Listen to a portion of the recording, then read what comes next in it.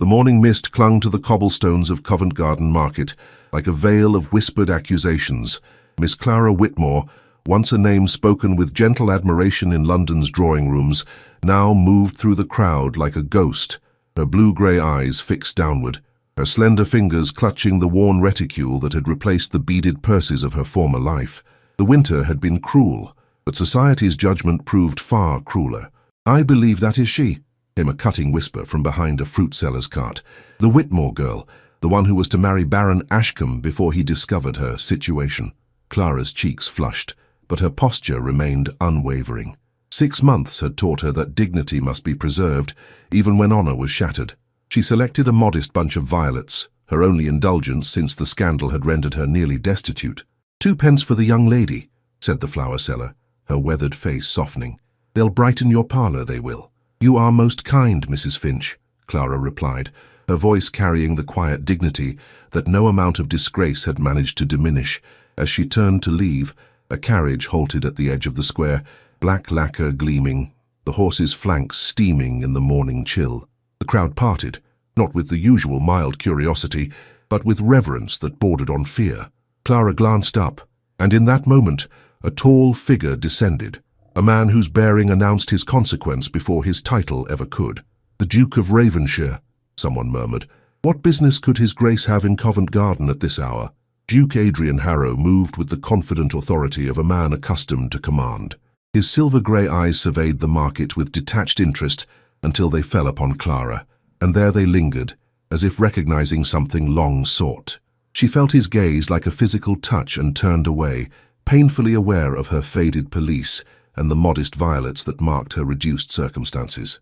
"Miss Whitmore," came a firm voice beside her, and Clara nearly dropped her flowers. The Duke of Ravenshire stood before her, removing his hat with an elegant gesture that silenced the entire market. "I believe you dropped this?" In his gloved hand lay a small silver locket, one she had never seen before. "Your Grace, I fear you are mistaken," she replied, her voice barely above a whisper. "That trinket does not belong to me." The Duke's expression remained impassive, but his eyes held a warmth at odds with his reputation for cold judgment. "I assure you, Miss Whitmore, it is yours. It bears the crest of truth, which I believe is your most constant companion." The market had grown silent. Every eye watched this inexplicable exchange between London's most powerful duke and the woman whose name had become synonymous with disgrace. "I cannot accept what is not mine," Clara insisted, though her voice trembled slightly, particularly when the gift would surely lead to further misconceptions. "Then perhaps," replied the Duke, replacing his hat with deliberate slowness, "I might escort you home and explain my certainty regarding its provenance, unless you fear that my company would tarnish your reputation further." A small, defiant smile touched Clara's lips.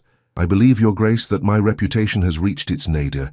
Your company could scarcely drive it lower." A murmur rippled through the onlookers.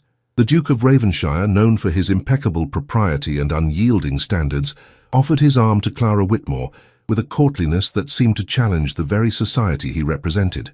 "Mrs. Hertford," he addressed his housekeeper later that morning, "prepare the blue drawing-room. We shall have a visitor at noon." The austere woman paused in the doorway. "Forgive me, Your Grace, but is it wise to receive that particular lady? The Countess Verena has spread such vicious rumors that even Lady Mildred has begun to—" "I did not ask for your counsel on this matter," the Duke interrupted, his tone level, but allowing no further discussion. "Only your discretion." When Clara arrived, the snow had begun to fall, adding another layer of white to a city already entombed in winter's embrace. She had changed into her one remaining presentable gown, pale blue muslin that had seen better days, but still spoke of careful maintenance. "Miss Whitmore," the Duke greeted her, standing as she entered. No footman announced her. This meeting existed outside the formal rituals of society. "Thank you for honoring me with your presence." Clara removed her gloves with practiced grace, the gesture revealing slender wrists marked by subtle tension. "I confess, Your Grace, that curiosity overcame caution. Few men of your standing would risk association with one such as myself. Perhaps that speaks more to the bankruptcy of their character than to any failing of yours." The Duke gestured to a chair near the fire. "Please sit. London's chill seems particularly vindictive this season." As they settled into conversation, Clara found herself struck by the Duke's unexpected warmth.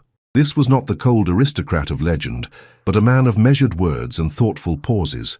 He spoke of his estate in Northumberland, of books they had both read, of music, all without once alluding to the scandal that had become her identity.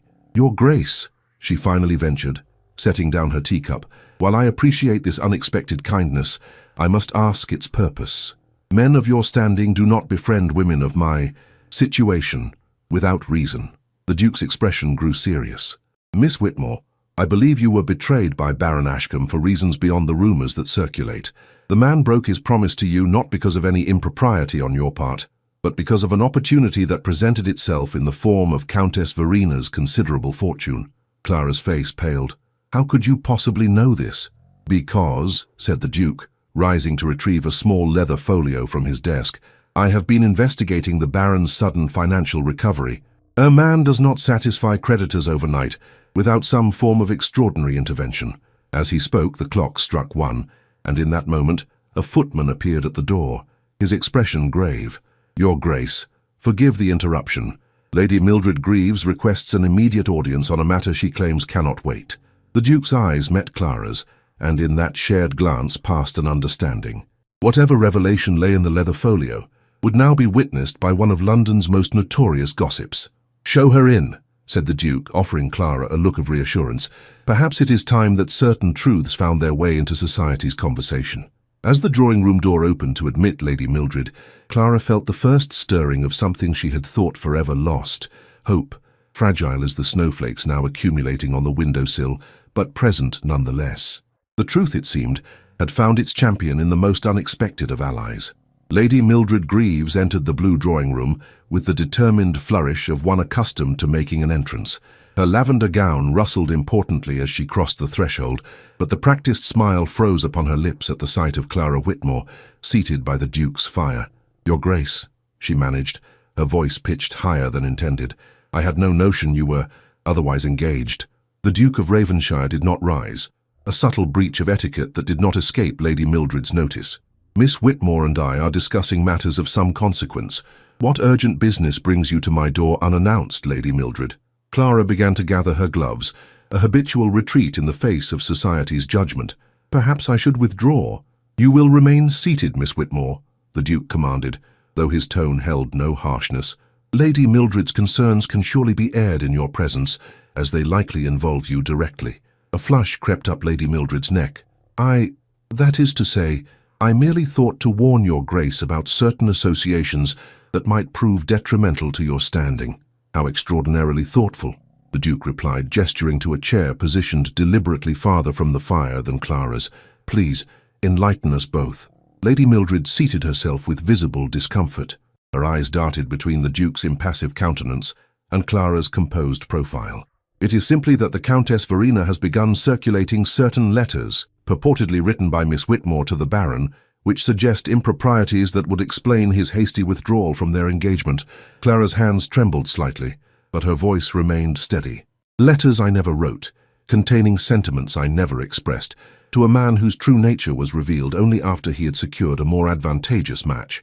"Precisely so," the Duke interjected, opening the leather folio he had been about to share before Lady Mildred's arrival.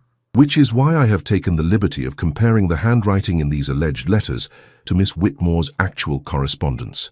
Would you care to examine the evidence, Lady Mildred?" He extended several sheets of paper, one bearing Clara's neat, measured script, the other a clever but ultimately imperfect imitation. Lady Mildred's eyes widened as she examined them. "Furthermore," continued the Duke, "I have obtained statements from the Baron's former valet regarding certain late-night meetings between his master and the Countess, meetings that predated the dissolution of his engagement to Miss Whitmore by several months." Lady Mildred's expression transformed from embarrassment to calculation. "Your Grace, if what you suggest is true, then a most grievous injustice has been perpetrated against Miss Whitmore. But why would the Countess engage in such elaborate deception? Perhaps because she recognized in Miss Whitmore qualities she herself lacks: genuine grace, integrity, and the capacity to inspire true devotion rather than mere advantageous alliance." The Duke's gaze rested on Clara with an intensity that caused her to look away, qualities that have not diminished, despite 6 months of undeserved disgrace. Clara found her voice at last. "Your Grace is too kind, but kindness cannot restore what has been taken. My reputation may yet be salvaged," the Duke interrupted, if the truth is presented with sufficient authority and in the proper setting. Lady Mildred leaned forward, her curiosity now fully engaged. The winter assembly at Northbrook House next week. Everyone of consequence will attend. If your Grace were to publicly acknowledge Miss Whitmore there— My thoughts precisely, said the Duke with a slight smile, though I had envisioned something more definitive than mere acknowledgement. Clara rose abruptly. I cannot permit you to sacrifice your own standing in some misguided attempt to rehabilitate mine. The Ton will never accept. The Ton, the Duke stated firmly, will accept what I deem acceptable. I did not attain my position by bowing to society's arbitrary judgments. A strange stillness descended upon the room. Through the tall windows, London lay transformed beneath freshly fallen snow, a blank canvas awaiting new impressions. Sir Rowan Linton, the Duke's closest confidant, chose this moment to enter, carrying a small wooden box. The items you requested, Your Grace, he announced, nodding respectfully to the ladies. A former cavalry officer with intelligent green eyes and an air of absolute loyalty, Sir Rowan had been instrumental in gathering evidence regarding the Baron's duplicity. Excellent timing, Linton, the Duke remarked. Lady Mildred was just considering how she might assist in correcting a grave injustice. Lady Mildred's expression betrayed her internal calculation. To align with the Duke of Ravenshire in this matter could mean social elevation. To oppose him would be foolish. I have always valued truth above idle gossip, Your Grace. If Miss Whitmore has been wronged, then as a woman of principle, I cannot stand idle. How gratifying to discover your previously unarticulated principles, the Duke replied dryly. Miss Whitmore will require suitable attire for the winter assembly. I trust your discernment in such matters exceeds your judgment of character. Clara attempted to protest once more. Your Grace, I cannot accept such charity. It is not charity, Miss Whitmore, but restitution, the Duke interrupted. For too long I remained silent while watching a good woman's name be dragged through mud. That ends today. Sir Rowan opened the wooden box, revealing an elegant silver signet ring bearing the Ravenshire crest. The jeweller completed the engraving as requested, Your Grace. The Duke took the ring, studying it momentarily before addressing Clara directly. Miss Whitmore, I have a proposition that may shock you, but I ask that you consider it with an open mind. Adrian, Sir Rowan cautioned, using the Duke's given name with the familiarity of long friendship. Perhaps this discussion might better proceed without an audience. Lady Mildred rose indignantly. If I am to assist in Miss Whitmore's social rehabilitation, surely I should be privy to— You misunderstand your role, Lady Mildred, the Duke stated. You are not to assist in Miss Whitmore's rehabilitation. You are merely to cease contributing to her defamation. A subtle but significant distinction. With thinly veiled displeasure, Lady Mildred allowed Sir Rowan to escort her from the room, though not before casting a final, curious glance at the silver signet. Alone once more with Clara, the Duke's formidable demeanour softened. Forgive Lady Mildred's presumption. She means well after her fashion. Your defence of me is both unexpected and deeply appreciated, Clara replied, but I fear even your considerable influence cannot undo what has been done. Some stains once set refuse to lift. The Duke moved to stand beside her at the window.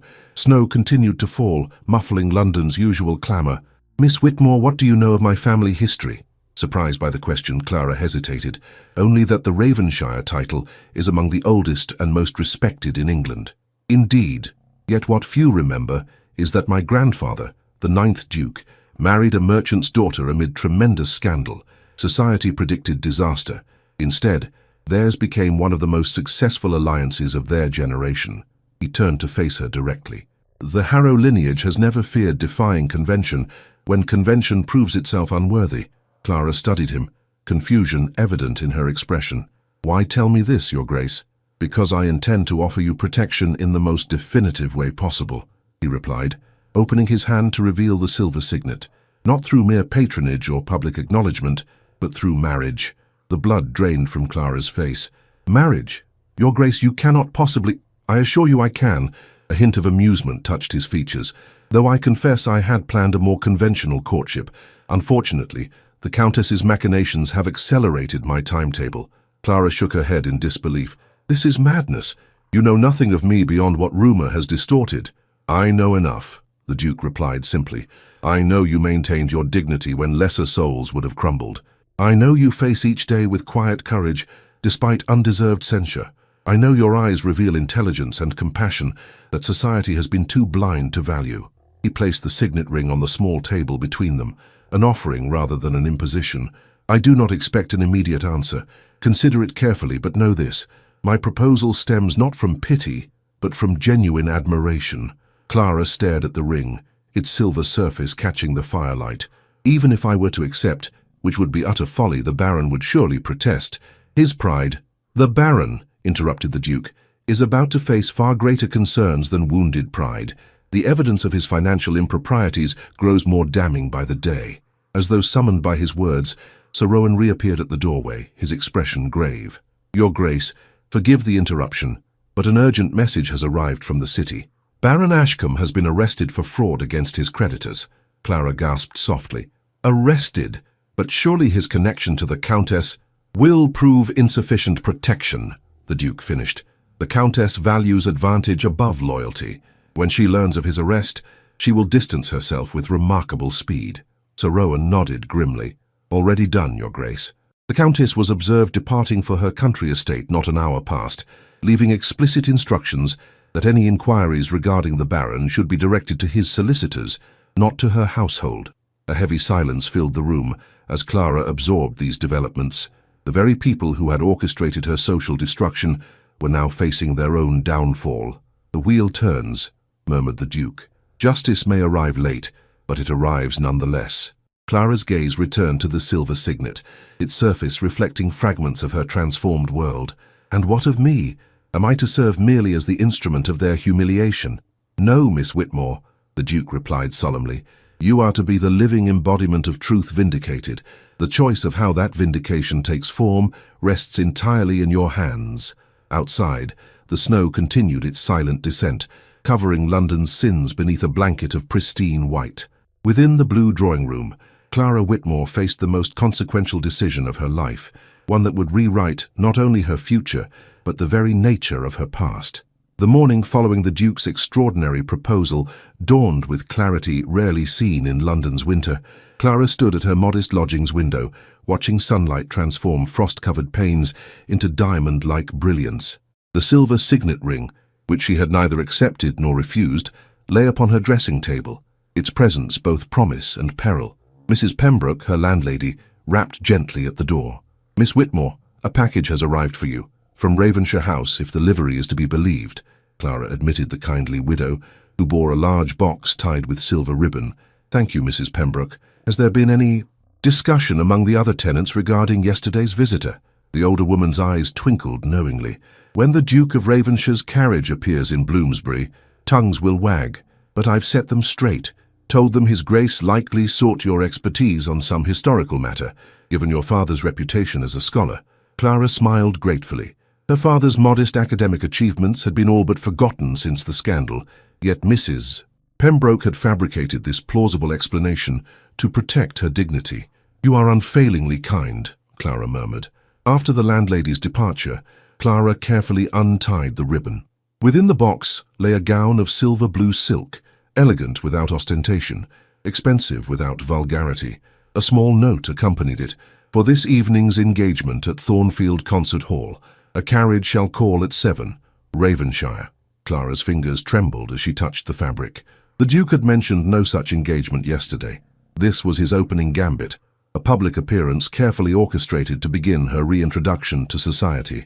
Across London, in the stately confines of Ravenshire House, the Duke sat reviewing correspondence with Sir Rowan Linton. "The Baron's arrest has caused precisely the stir we anticipated," Sir Rowan reported. "His creditors are circling like vultures, each demanding priority. The Countess has issued a statement expressing profound shock at her dear friend's apparent duplicity." The Duke's mouth curved in a sardonic smile. "How expeditiously she distances herself, and the letters she circulated regarding Miss Whitmore? 3 hostesses have already sent discreet inquiries, asking whether the allegations might have been misinterpreted." Sir Rowan sorted through several envelopes. "Lady Mildred, to her credit, has been remarkably effective in sowing doubt about their authenticity. Self-interest proves a reliable motivator," the Duke remarked dryly. "Have the arrangements for this evening been completed?" Sir Rowan nodded. "The box at Thornfield is secured. Madame Reynard's quartet will perform Vivaldi, Miss Whitmore's favourite, I believe you mentioned. Several key families have confirmed their attendance, including the Pembrokes, whose unmarried daughter once suffered similar calumny before making an advantageous match. Excellent. And the winter assembly preparations, proceeding as planned. Though I must ask, Adrian, Sir Rowan hesitated, dropping formality. Are you certain about this course? Marriage is rather an extreme solution to a matter of reputation. The Duke's grey eyes revealed nothing. My intentions toward Miss Whitmore extend well beyond mere rehabilitation of her standing. You barely know the woman, Sir Rowan protested gently. On the contrary, the Duke replied, I have observed her for months, her dignity in adversity, her kindness despite cruelty, her intelligence despite isolation. Some character reveals itself most truly under pressure, Rowan. Hers has proven exceptional. Before Sir Rowan could respond, the butler announced an unexpected visitor. Lady Mildred Greaves had returned, claiming urgent information. The Duke sighed. Show her in, but make it clear I have limited time.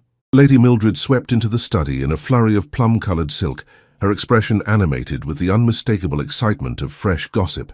Your Grace, I have discovered something you simply must know regarding Miss Whitmore's situation. Indeed, the Duke's tone remained neutral. Please be seated, Lady Mildred. She perched at the edge of a chair, leaning forward conspiratorially.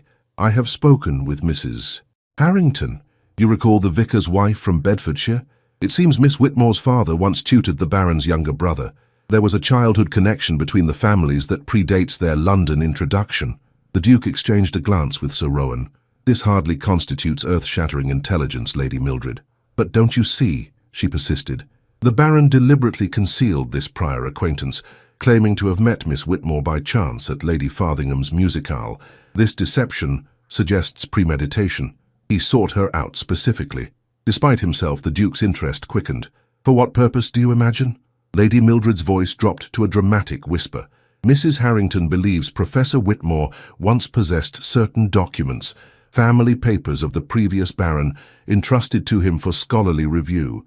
Letters suggesting a prior secret marriage that might invalidate the current Baron's claim to the title. Sir Rowan straightened.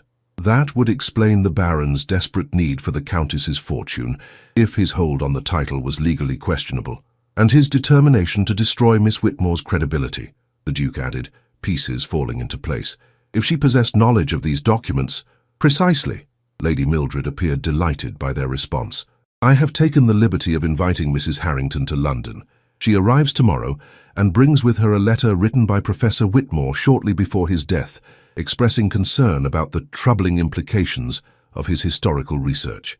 The Duke rose, decision made. Lady Mildred, your assistance in this matter is unexpectedly valuable. Sir Rowan will provide details regarding this evening's engagement at Thornfield Concert Hall. I trust you will attend. Understanding his implied instruction, Lady Mildred nodded eagerly. I wouldn't miss it for the world, Your Grace. After her departure, Sir Rowan turned to his friend. This changes matters considerably.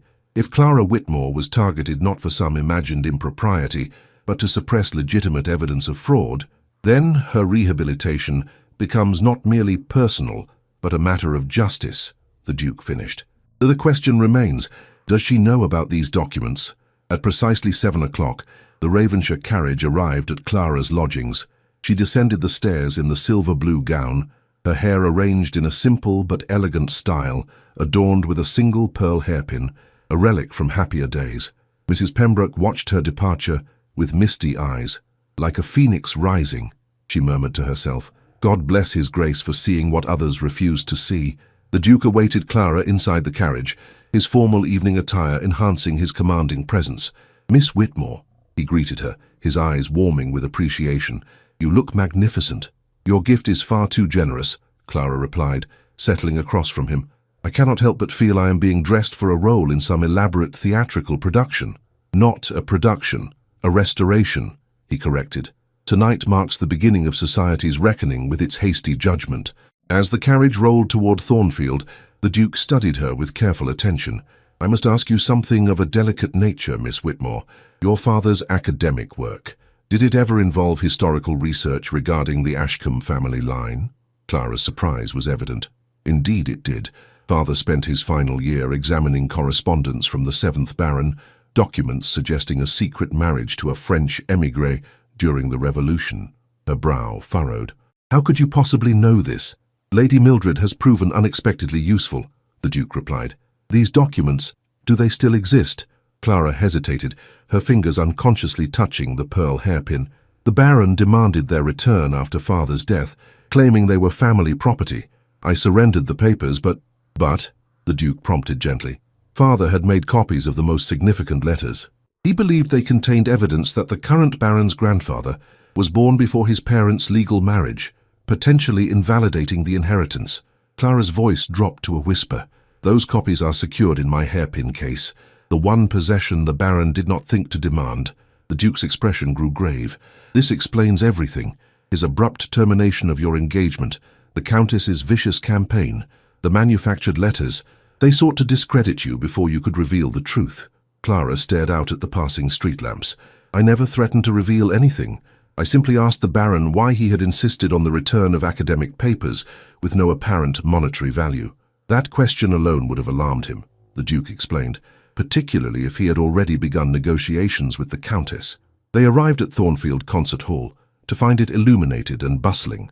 The Duke alighted first, offering his hand to assist Clara. Whispers immediately rippled through the gathering crowd as they recognized both his commanding figure and his unexpected companion. Courage, Miss Whitmore, he murmured, placing her hand firmly on his arm.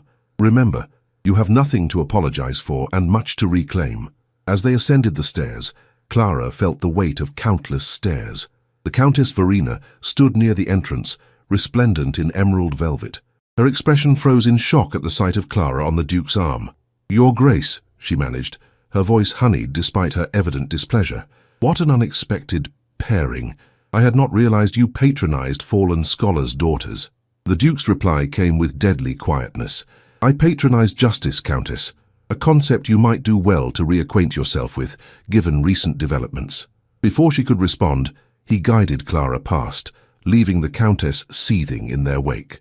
Inside the concert hall, their entrance created a momentary lull in conversation, before the buzz intensified tenfold. Sir Rowan appeared at their side, offering Clara a warm smile. Miss Whitmore, delighted to see you again.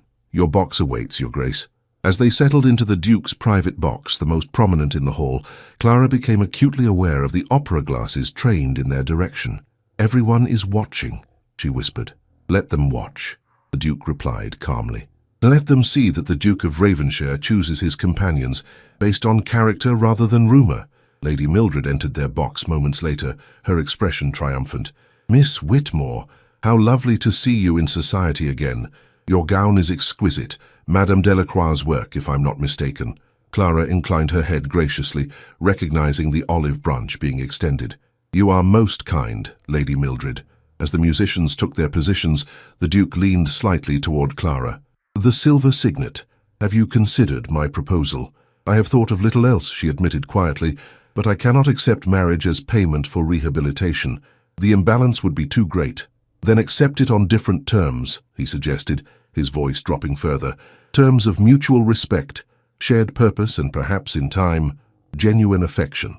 The first notes of Vivaldi's Winter filled the hall, and Clara felt a strange resonance with the music, its stark beauty speaking to the frozen landscape of her recent existence, its passionate undercurrents promising thaw. In the interval, Sir Rowan approached with a sealed note. For Miss Whitmore, from Mrs. Harrington of Bedfordshire. Clara broke the waxen seal, reading quickly. Her face paled. She writes that additional Ashcombe family documents have been discovered in my father's old study at the vicarage. Documents that conclusively prove what Miss Whitmore is attempting to say, the Duke announced, loud enough for nearby listeners to hear, is that evidence has emerged vindicating her character completely. Evidence that certain parties attempted to suppress through character assassination. As whispers spread like wildfire, the Countess Verena appeared at the entrance to their box, her composure visibly cracking. Your Grace, I demand a private word regarding these slanderous insinuations. Demands carry little weight when issued by those who forge letters to destroy innocent reputations, the Duke replied coolly. But by all means, Countess, let us discuss forgery, fraud, and the curious timing of the Baron's sudden access to funds that coincided with his abandonment of Miss Whitmore. The Countess blanched, her green eyes darting nervously to the gathering crowd. This is neither the time nor place. On the contrary, interrupted the Duke, rising to his full height. "This is precisely the time and place to announce that Miss Clara Whitmore has done me the great honor of accepting my hand in marriage." Clara gasped softly, though she managed to maintain her composure as all eyes turned to her. The Duke had forced her hand, yet somehow, in that moment of public declaration, her heart found its answer. "The wedding will take place at Ravenshire Chapel next month," the Duke continued, his hand finding Clara's. "I trust society will join us in celebrating the union of truth with justice, virtues too long separated in recent discourse." As the Countess retreated in humiliated silence and congratulations began to flow, some genuine, others mere social expediency, Clara leaned close to the Duke's ear. "I do not recall accepting your proposal, Your Grace," she whispered, though her eyes held no reproach. "A tactical necessity," he murmured in response, "though if you wish to refuse me now, I shall announce my mistake with equal publicity." Clara studied his face, the strength in his features, the unexpected tenderness in his eyes. "No," she finally said, "I believe I shall hold you to your word, Your Grace. Truth and justice indeed deserve proper union." The Duke's smile, rarely seen in public, transformed his austere countenance. "As do we, Miss Whitmore, as do we." As Vivaldi's harmonies resumed, Clara felt the first genuine peace she had known in months. The path ahead remained uncertain, fraught with society's judgment and the Countess's certain vengeance. But for the first time, she would not walk it alone. The silver signet would find its home upon her finger, not as a symbol of rescue, but as a testament to recognition of worth, a worth that had never diminished, despite all attempts to tarnish it. The announcement of Clara Whitmore's engagement to the Duke of Ravensshire ignited London society like a powder keg. Within 48 hours, the tale had transmuted through countless retellings, each more elaborate than the last. Clara found herself simultaneously elevated and exposed, no longer shunned, yet subjected to scrutiny more intense than even her disgrace had provoked. "They are saying," reported Mrs. Pembroke as she poured morning tea, "that you bewitched his Grace with some foreign concoction. Ridiculous, of course, but Lady Dunnington's maid swears she overheard it at the modistes." Clara sipped her tea with outward calm. "People will believe what comforts their understanding of the world, Mrs. Pembroke. The notion that a disgraced woman might be chosen for her character, rather than despite it, proves too radical for many to accept." The landlady patted Clara's hand affectionately. "Well, I for one couldn't be prouder, though I dare say we shall miss you when you remove to Ravenshire House." This imminent change of residence, scheduled for the following day, had occupied much of Clara's thoughts. The Duke had insisted upon propriety. She would reside with his aunt, Lady Helena Harrow, who had arrived from Bath specifically to chaperone her future niece.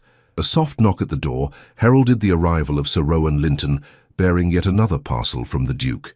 "Miss Whitmore, good morning. His Grace sends his regards and this modest token." The modest token proved to be a pearl necklace of exceptional quality, accompanied by a note. "For this afternoon's interview with Lady Helena, she values punctuality, honesty, and proper ornamentation, in that precise order. Ravenshire." Sir Rowan cleared his throat. "I should warn you, Miss Whitmore, that Lady Helena's approval is not easily won. She raised his Grace after his parents' untimely death and remains his most trusted adviser." "Then I shall endeavour to present myself honestly, Sir Rowan." Clara carefully returned the pearls to their box. "Though, I confess, these constant gifts make me uneasy. I did not accept his Grace's proposal for material advancement." "He knows that," Sir Rowan assured her, "which is precisely why he holds you in such esteem." As Sir Rowan departed, another visitor arrived, one far less welcome. Lady Mildred burst into Clara's modest sitting room, her expression a curious mixture of excitement and concern. "My dear Miss Whitmore, you must prepare yourself. The Countess has made a most terrible accusation in this morning's society pages." She thrust a newspaper into Clara's hands, jabbing at a particular column with dramatic emphasis. The item, written with malicious delicacy, suggested that a certain recently elevated young lady had gained her aristocratic fiancé through the strategic deployment of compromising documents, rather than genuine affection. It further implied that blackmail rather than romance explained the otherwise inexplicable match. Clara's hands trembled slightly, but her voice remained steady. "The Countess grows desperate. This transparent attempt to reframe the narrative will only damage her credibility further." "But don't you see," Lady Mildred pressed, "she's suggesting the very documents that vindicate you are being used as leverage against the Duke. It's diabolically clever. transforming your exoneration into a new scandal. Before Clara could respond, Mrs. Pembroke announced another caller. Mrs. Harrington had arrived from Bedfordshire, bearing the promised Ashcombe family papers. The vicar's wife entered, a sturdy woman with kind eyes and a resolute bearing, clutching a weathered leather portfolio. "Miss Whitmore, what joy to see you looking so well despite these tribulations," she exclaimed, embracing Clara warmly. "I have brought every document your dear father entrusted to my husband's safekeeping." The current baron never thought to inquire at the vicarage, assuming all papers remained in London.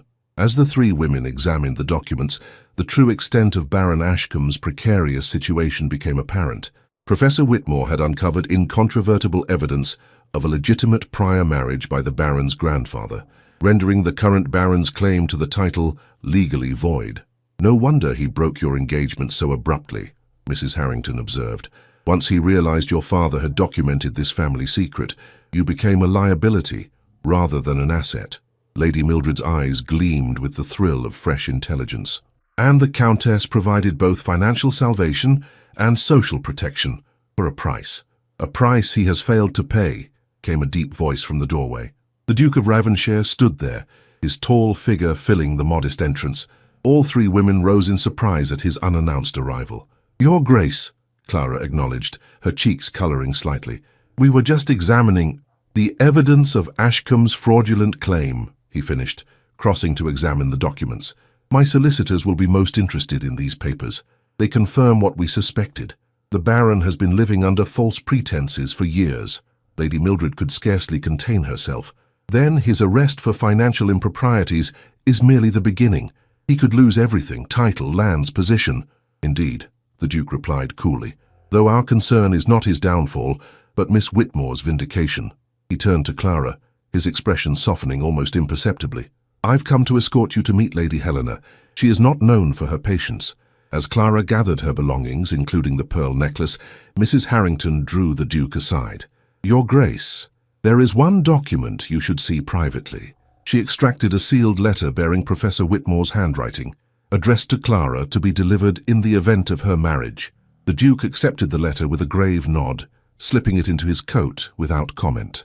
The Ravensshire carriage traversed London's fashionable districts before stopping at Berkeley Square, where Lady Helena maintained an elegant townhouse. Clara felt her courage falter momentarily as she regarded the imposing facade. "She will approve of you," the Duke assured her quietly, "though she may take pains to conceal that fact initially." Lady Helena Harrow proved to be a formidable woman in her 60s, with silver hair arranged in an elaborate coiffure and penetrating blue eyes that missed nothing.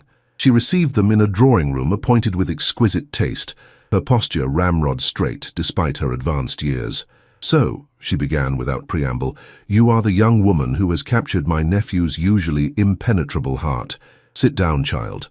Let me look at you properly." Clara seated herself with practiced grace, conscious of Lady Helena's evaluative gaze. The Duke remained standing, his expression betraying nothing of his thoughts. "The pearls suit you," Lady Helena observed. "Simple, elegant, without ostentation. Adrian always had an eye for appropriate adornment." "They are indeed beautiful," Clara replied, "though I confess I feel undeserving of such generosity." "Humility is commendable," Lady Helena stated, "but false modesty is tedious. You clearly possess qualities my nephew values, or he would not have chosen you. The question is whether those qualities will withstand the scrutiny and demands of your new position." The Duke cleared his throat. "Aunt Helena, perhaps we might dispense with the interrogation and proceed to acquaintance." "Nonsense," his aunt replied crisply. "Miss Whitmore understands the necessity of this conversation, don't you, my dear?" "I do," Clara affirmed. "Your concern for your nephew's happiness honors you, Lady Helena.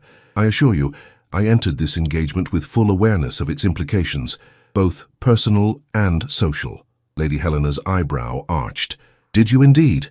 Tell me then, are you prepared for the Countess Verina's continued machinations, for the whispers that will follow you into every ballroom, for the constant scrutiny of your every action as Duchess of Ravensshire?" "I have already endured the worst society can inflict," Clara replied with quiet dignity. "After public humiliation and unjust disgrace, mere whispers hold little terror. As for the responsibilities of my future position, I approach them with appropriate gravity and determination to prove worthy A flicker of approval crossed Lady Helena's austere features. "Well answered. Now, Adrian, leave us. Miss Whitmore and I have matters to discuss that require no masculine interference." The Duke hesitated momentarily before bowing to both women. "I shall return in 1 hour. Try not to terrorize her excessively, Aunt." After his departure, Lady Helena's demeanor softened marginally. "Now, my dear, we may speak frankly. You should know that Adrian has never acted impulsively in matters of consequence. His proposal, while perhaps seeming sudden to society, represents careful consideration." Clara's surprise must have shown, for Lady Helena continued, "Oh yes, he has been aware of your situation for months. The injustice of your treatment offended his sense of propriety long before he developed a personal interest." "I had no idea," Clara murmured. "Naturally not. Adrian observes much and reveals little." Lady Helena poured tea with practiced precision. "What you must understand is that as his Duchess, you will wield considerable influence. People will seek your favor, study your preferences, emulate your choices. This power can be wielded for tremendous good or squandered on trivial social victories." "I have no interest in social victories," Clara assured her. "My ambitions are far more modest." "Then they must expand," Lady Helena declared firmly. "False modesty serves no one. You will be Duchess of Ravenshire. Embrace the responsibility and the opportunity such position provides." As their conversation continued, Clara found herself warming to this formidable woman. Beneath Lady Helena's intimidating exterior lay genuine concern for her nephew and a pragmatic approach to navigating society's treacherous waters. Their tête-à-tête was interrupted by the unexpected arrival of the Countess Verena herself. She swept into Lady Helena's drawing room without proper announcement, her emerald gown rustling dramatically. "Lady Helena, forgive this intrusion, but I bear news too urgent to await proper social channels." Her triumphant gaze fell upon Clara. "Oh, Miss Whitmore, how providential to find you here." Lady Helena's expression cooled noticeably. "Countess Verena, I do not recall issuing you an invitation." "Certain circumstances transcend social niceties," the Countess replied with affected gravity. "I've come regarding your nephew's impending alliance." Clara rose, intending to excuse herself, but Lady Helena motioned her firmly back to her seat. "Miss Whitmore remains. Whatever you wish to say may be said in her presence." The Countess smiled thinly. "As you wish. I merely thought to spare her embarrassment." She withdrew a letter from her reticule. "This arrived at my residence this morning. A most concerning communication from Baron Ashcombe's solicitor." "Indeed?" Lady Helena's tone betrayed nothing but polite disinterest. "It seems certain documents regarding the Baron's family history have gone missing," the Countess continued, watching Clara intently. "Documents that coincidentally appeared just as Miss Whitmore secured her engagement to your nephew. The implication, while distasteful, seems rather clear." Clara felt color rising in her cheeks, but maintained her composure. Lady Helena's response, however, proved unexpected. "How fascinating," the older woman remarked, setting down her teacup with deliberate precision. "I was unaware that solicitors now send official legal correspondence to social acquaintances, rather than to the relevant authorities. Perhaps the legal profession has relaxed its standards since my day." The Countess faltered slightly. "The Baron naturally sought my counsel in this delicate matter." "From his prison cell?" Lady Helena inquired with exquisite politeness. "How devoted of you to maintain such intimate communication with a man charged with fraud." Before the Countess could respond, Lady Helena continued, "More to the point, Countess, any documents regarding the Ashcombe lineage would be of far greater concern to the current holder of the title than to my nephew. Unless, of course, you suggest the Duke of Ravenshire, whose family fortune and position rank among the most secure in England, would stoop to blackmail for the hand of a woman he could have obtained through legitimate proposal." The Countess's composure cracked visibly. "I merely thought—" "No," Lady Helena interrupted coldly. "You did not think. You plotted rather clumsily to discredit Miss Whitmore once again. The effort reflects poorly on your intelligence and worse on your character." Rising with regal dignity, Lady Helena pulled the bell cord. "My footman will show you out, Countess. I suggest you reconsider your strategy. The Duke of Ravenshire's future Duchess stands under his protection, and mine. Further attacks will be met with consequences far beyond social ostracism." As the Countess departed in humiliated silence, Lady Helena turned to Clara with unexpected warmth. "You conducted yourself admirably, my dear. Not a single intemperate word or undignified gesture. Adrian has chosen well." Clara released a shaky breath. Her accusations, the newspaper item, they will continue, won't they? For a time, Lady Helena acknowledged, until a new scandal captures society's fickle attention. But remember this, you have truth, documentation, and the Ravenshire name as your armor. The Countess has only innuendo and diminishing credibility. When the Duke returned, he found his fiancée and his aunt engaged in detailed discussion of the seasonal charitable works traditionally undertaken by the Duchess of Ravenshire. "I see you've survived the Inquisition," he observed with the barest hint of a smile. "Indeed," Lady Helena replied. "Miss Whitmore has proven quite satisfactory, though we were briefly interrupted by the Countess Verena, bearing spurious accusations." The Duke's expression darkened. "What accusations?" "Nothing of consequence," Lady Helena assured him. "I dispatched her rather effectively. But you should know, Adrian, that your enemies grow increasingly desperate. The wedding date perhaps should be advanced." As Clara departed Berkeley Square that afternoon, the silver signet ring now firmly upon her finger, she felt both fortified and forewarned. Lady Helena's approval had bolstered her confidence, but the Countess's unexpected appearance confirmed that the path to vindication would be neither smooth nor swift. In her pocket lay Professor Whitmore's sealed letter, entrusted to her by the Duke as they left. "Read it privately," he had advised. "Whatever its contents, know that my commitment remains unaltered." The wax seal, impressed with her father's modest scholarly crest, seemed to hold the weight of the past and the uncertainty of the future in its fragile form. Snow blanketed London in hushed whiteness the morning Clara relocated to Lady Helena's Berkeley Square residence. The move, accomplished with quiet efficiency, marked the first tangible step toward her transformed future. Her meager possessions, a trunk of modest clothing, her father's books, and a small case of personal mementos, seemed almost laughably inadequate for a future duchess. "Your new wardrobe arrives this afternoon," Lady Helena informed her over breakfast. "Madame Delacroix has worked miracles in limited time. The wedding announcement appears in this morning's papers, and the ceremony is now scheduled for 3 weeks hence, rather than next month." Clara nodded, still adjusting to the swiftness of these developments. "Has there been any further word regarding the Baron's situation?" "His preliminary hearing is set for tomorrow," Lady Helena replied. "Adrian will attend, though you naturally shall not. The documents your father preserved have been submitted to the proper authorities. The Baron's solicitors are reportedly attempting to negotiate a private settlement to protect his claim to the title," Clara surmised. "Precisely. Though such efforts appear futile given the evidence." Lady Helena studied her future niece with shrewd assessment. "You've not yet opened your father's letter." Clara started in surprise. "How did you—" "The seal remains intact in your reticule," the older woman observed. "Your reluctance suggests fear of its contents." "Perhaps," Clara admitted. "My father's final months were difficult.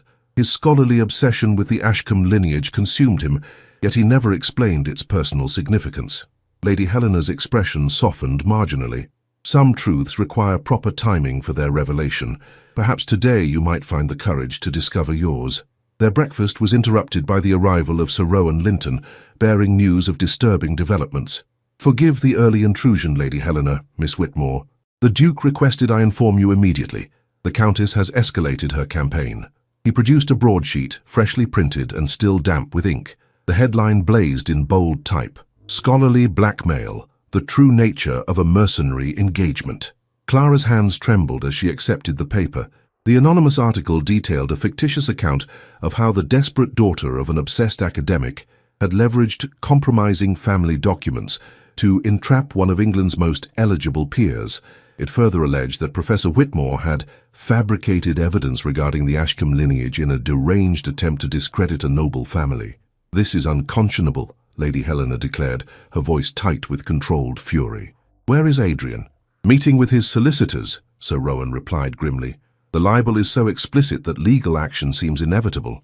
However, the publisher claims ignorance of the author's identity, though the Countess's involvement is scarcely in doubt."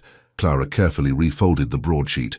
"The accusation against my father cuts deeper than any directed at me. He was a man of impeccable academic integrity." "Which is precisely why the Countess targets him," Lady Helena observed. "She seeks to undermine the credibility of both the messenger and the message." Sir Rowan cleared his throat. "There is one additional development. The Baron has offered a substantial sum for the return of all documents relating to the Ashcombe lineage. with the provision that Miss Whitmore sign a statement disavowing any knowledge of their authenticity. A transparent attempt to discredit the evidence, Lady Helena scoffed. What was Adrian's response? His Grace suggested the Baron redirect his financial resources toward restitution of his creditors, Sir Rowan replied with the ghost of a smile, in somewhat less diplomatic language. After Sir Rowan's departure, Clara retreated to her new chambers, a spacious suite decorated in soothing blues and silver. There, with hands still unsteady, she finally broke the seal on her father's letter. "My dearest Clara," the letter began, "if you are reading these words, you have found a husband worthy of your excellence, and for that I am profoundly grateful. There are truths I have withheld, not from lack of trust, but from desire to protect you from the burdens that have defined my existence. The Ashcombe family history has never been merely academic pursuit to me. Your mother, my beloved Eleonora, was the legitimate daughter of the 7th Baron Ashcombe and his first wife, Madeleine Laurent. Their marriage, conducted in exile during the French Revolution, was concealed to protect Madeleine's family, but fully documented by the chaplain who performed the ceremony. When the 7th Baron returned to England, he was pressured into a proper marriage to Lady Catherine Wells, despite his existing union. Your mother was raised as the ward of distant relatives, her true parentage hidden to avoid scandal. The current Baron's grandfather, born to Lady Catherine, inherited the title illegally, as your mother was the legitimate firstborn. I discovered this truth shortly after your mother's death, finding her birth documentation among her personal effects. My subsequent research confirmed what I had suspected. You, my daughter, are the rightful heir to the Ashcombe title and estates. The current Baron learned of this when I approached him privately, seeking not to claim the inheritance, but merely acknowledgement of your mother's legitimacy. His response was to threaten ruin should I ever reveal these facts. I acquiesced then, believing your happiness and security paramount. I entrust this knowledge to you now, not as a burden, but as your birthright. Whether you choose to pursue this claim rests entirely in your hands. Know that your mother would be immensely proud of the woman you have become, regardless of titles or estates. With eternal love and faith in your judgment, your father Clara sat motionless, the letter trembling in her grasp. The revelation explained so much: her father's obsessive research, the Baron's extreme reaction to their engagement, his desperate attempts to discredit both Whitmores. The implications staggered her. By rights, she, not the Baron, should hold the Ashcombe title and estates. A gentle knock at her door roused her from stupefaction. Lady Helena entered, her expression softening at Clara's evident distress. The letter contained revelations, I see. Wordlessly, Clara extended the pages. Lady Helena read in silence, her formidable composure wavering only slightly as she absorbed the extraordinary disclosure. "This changes matters considerably," she finally stated, returning the letter. "Have you decided how to proceed?" "I scarcely know," Clara admitted. "This truth seems almost too fantastical to credit, yet it explains everything. The Baron's desperation, the Countess's viciousness, they feared not merely scandal, but complete dispossession." "Adrian must be informed immediately," Lady Helena declared. "This knowledge fundamentally alters the legal approach to your situation." Clara rose, suddenly decisive. "No, not yet. I must consider the implications carefully before sharing this with anyone, even His Grace." Lady Helena's eyebrow arched in surprise. "You would withhold such significant information from your fiancé?" "Temporarily," Clara affirmed, "until I determine the proper course. The Duke proposed marriage to restore my reputation and secure justice. This revelation introduces complications that might influence his perspective, or worse, suggest I accepted his offer to advance a hidden agenda." Though clearly disapproving, Lady Helena nodded. "You have until this evening. Adrian dines with us at 7, and this information cannot remain concealed beyond that point. The legal ramifications are too significant." Throughout that long afternoon, Clara paced her chambers, mind a-whirl with competing considerations. The newly delivered gowns, exquisite creations befitting a duchess, lay ignored upon her bed as she wrestled with her father's revelation. If she pursued her rightful claim, would it not appear that she had indeed engineered her engagement for material advantage? Yet if she concealed her lineage, was she not perpetuating the very fraud her father had uncovered? At precisely 6 o'clock, Clara made her decision. Selecting the simplest of her new gowns, a silver-blue creation that echoed the color of the Ravenshire crest, she penned a brief note requesting a private audience with the Duke before dinner. He arrived promptly at 6:30, his expression grave. Lady Helena mentioned urgent matters requiring discussion. "Is all well, Miss Whitmore?" Clara gestured toward the small sitting room adjoining her chambers. "I have discovered information that may significantly impact our arrangement, Your Grace. Before we proceed further, you must be made aware of certain facts regarding my heritage." With steady hands, she presented her father's letter. The Duke read in silence, his expression inscrutable. When he finally looked up, his grey eyes held an emotion Clara could not immediately identify. "You are the legitimate heir to the Ashcombe title and estates," he stated flatly. "This explains the Baron's extraordinary efforts to discredit your family. It also raises questions about my acceptance of your proposal," Clara responded quietly. "I fear you might now perceive ulterior motives where none existed." The Duke studied her with penetrating intensity. "When did you become aware of this information?" "This morning, when I finally opened my father's letter. And your first instinct was to inform me, despite the risk to our engagement?" Clara nodded. "Honesty between us seems essential, regardless of consequences. If this revelation alters your perception of our arrangement—" "It alters nothing," the Duke interrupted, his voice suddenly gentle, "except perhaps my admiration for your integrity. Many would have concealed this knowledge until after the marriage was secured." Relief washed through Clara, followed immediately by uncertainty. "But surely this complicates matters. As your wife, should I pursue my rightful claim to another title and estate?" "The complication is legal, not personal," the Duke replied. "The Ravenshire solicitors will determine the most appropriate approach. What matters is that you did not conceal this information, despite abundant opportunity and motivation to do so." He moved closer, taking her hands in his. "Clara, when I proposed marriage, I offered not merely my name, but my complete trust. Your forthright disclosure confirms that trust was well placed." For the first time he addressed her by her given name, the formality between them diminishing in this moment of profound honesty. Clara felt the subtle shift in their relationship, a deepening beyond arrangement toward genuine partnership. Their conversation was interrupted by Lady Helena's summons to dinner. Throughout the evening, Clara sensed the Duke's gaze returning to her with new consideration. Their engagement, begun as an act of justice, had transformed into something more complex and potentially more meaningful. As coffee was served in the drawing room, Sir Rowan arrived with fresh intelligence. "The Baron has made a desperate countermove. He claims to possess letters written by Professor Whitmore, admitting to academic fraud, specifically the fabrication of evidence regarding the Ashcombe lineage." "Preposterous," the Duke declared. "No such letters exist." "Nevertheless, he threatens to publish them unless all claims regarding his legitimacy are withdrawn," Sir Rowan continued. "His solicitor delivered this ultimatum an hour ago, demanding response by morning." Clara's composure nearly faltered. "He would posthumously defame my father to protect his fraudulent claim? He faces not merely financial ruin, but complete social annihilation," Lady Helena observed. "Desperate men employ desperate measures." The Duke's expression hardened. "Sir Rowan, inform the Baron's solicitor that his client's threat constitutes additional evidence of criminal conspiracy. The Ravenshire solicitors will present all documentation regarding the Ashcombe succession to the Lord Chancellor tomorrow morning, including Professor Whitmore's letter identifying Clara as the legitimate heir." Clara gasped softly. "Your Grace, Adrian, are you certain this is wise? Once this claim becomes public, many will assume our engagement served merely to advance my position." "Let them assume what they will," the Duke replied firmly. "The truth will eventually silence even the most determined detractors." As Sir Rowan departed with these instructions, a footman announced another visitor. Lady Mildred Greaves had arrived, bearing news she claimed could not wait until morning. "The Countess has left London," she announced breathlessly upon entering. "Her household departed for her country estate in Kent this afternoon, taking an unusual quantity of luggage for a brief retreat." The Duke and Lady Helena exchanged significant glances. "Flight," Lady Helena remarked.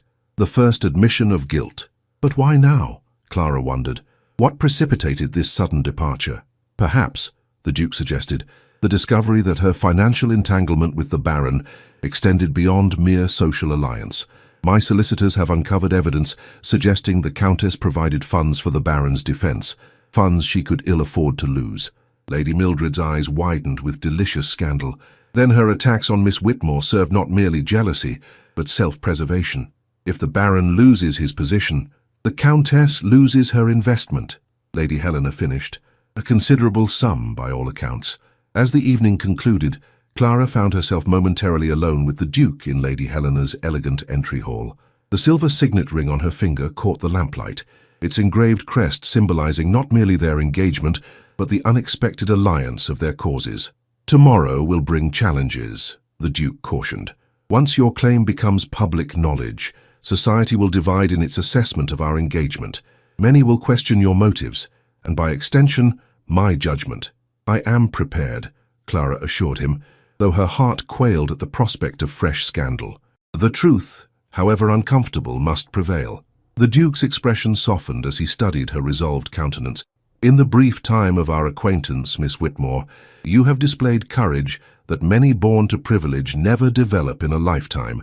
I find myself increasingly fortunate in our arrangement." He raised her gloved hand to his lips, a gesture of formal courtesy transformed by the warmth in his grey eyes into something far more intimate. "Until tomorrow, then. Sleep well, knowing that whatever storms arise, you no longer face them alone." As Clara ascended the stairs to her chambers, the sealed Ashcombe documents secure in their leather folio beneath her pillow, she felt both the weight of impending conflict and the strange lightness of shared burden. Tomorrow would indeed bring challenges, perhaps even greater humiliation, but for the first time since her father's death, she would meet adversity with a powerful ally by her side. Dawn broke with crystalline clarity over London, the winter sun casting long shadows across snow-covered squares. Clara stood at her window, watching the city awaken, acutely aware that by nightfall, her life would again be transformed.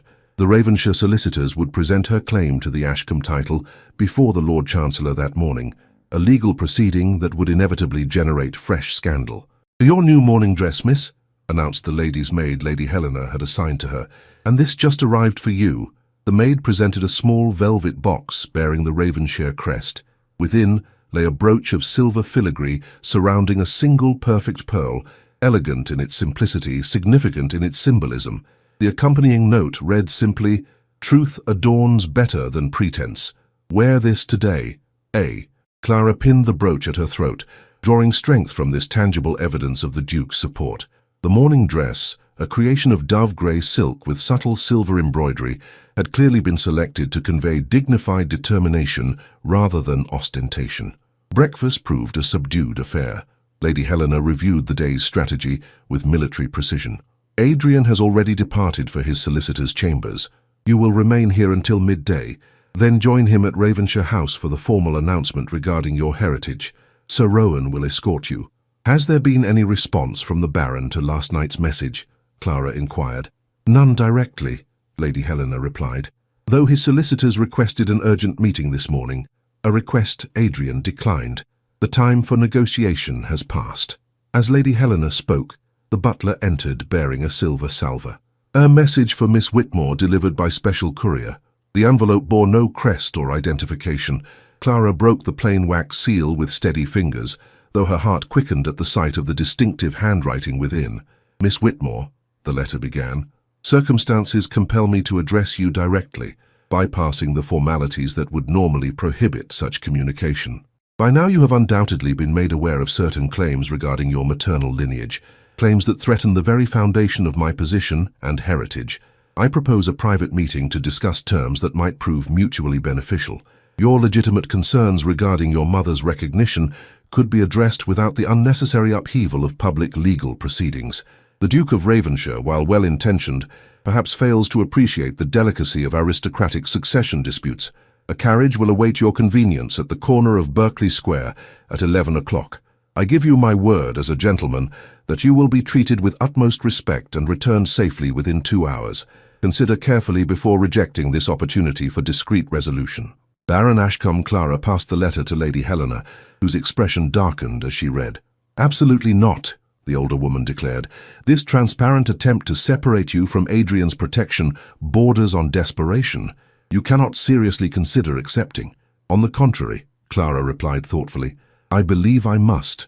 Lady Helena stared in astonishment. "Have you taken leave of your senses? To meet privately with the man who orchestrated your disgrace offers an opportunity to observe his true state of mind," Clara finished. "The Baron would not risk such a meeting unless truly desperate. Perhaps he might reveal information valuable to our cause." "Out of the question," Lady Helena insisted. Adrian would never permit such recklessness, which is precisely why he need not know until afterward, Clara countered with newfound assertiveness. Lady Helena, I have spent months as passive victim of others' machinations. This opportunity to actively confront my accuser cannot be ignored. Their argument continued for several minutes before Lady Helena reluctantly acknowledged the potential merit in Clara's reasoning. However, she stipulated firmly, you shall not go unprotected. Sir Rowan must accompany you, discreetly, but present nonetheless. The Baron would never speak freely with Sir Rowan present, Clara objected. Then he shall follow separately, Lady Helena decided, and you will carry this. She withdrew a small silver whistle from her desk. A single blast will bring assistance immediately. Thus equipped and with extreme reluctance from Lady Helena, Clara departed Berkeley Square at precisely 11 o'clock. The promised carriage awaited, an unmarked conveyance of respectable appearance. Sir Rowan followed at a discreet distance, his expression grave with concern. To Clara's surprise, the carriage delivered her not to some clandestine location, but to the Baron's London residence, a handsome but relatively modest townhouse in Mayfair.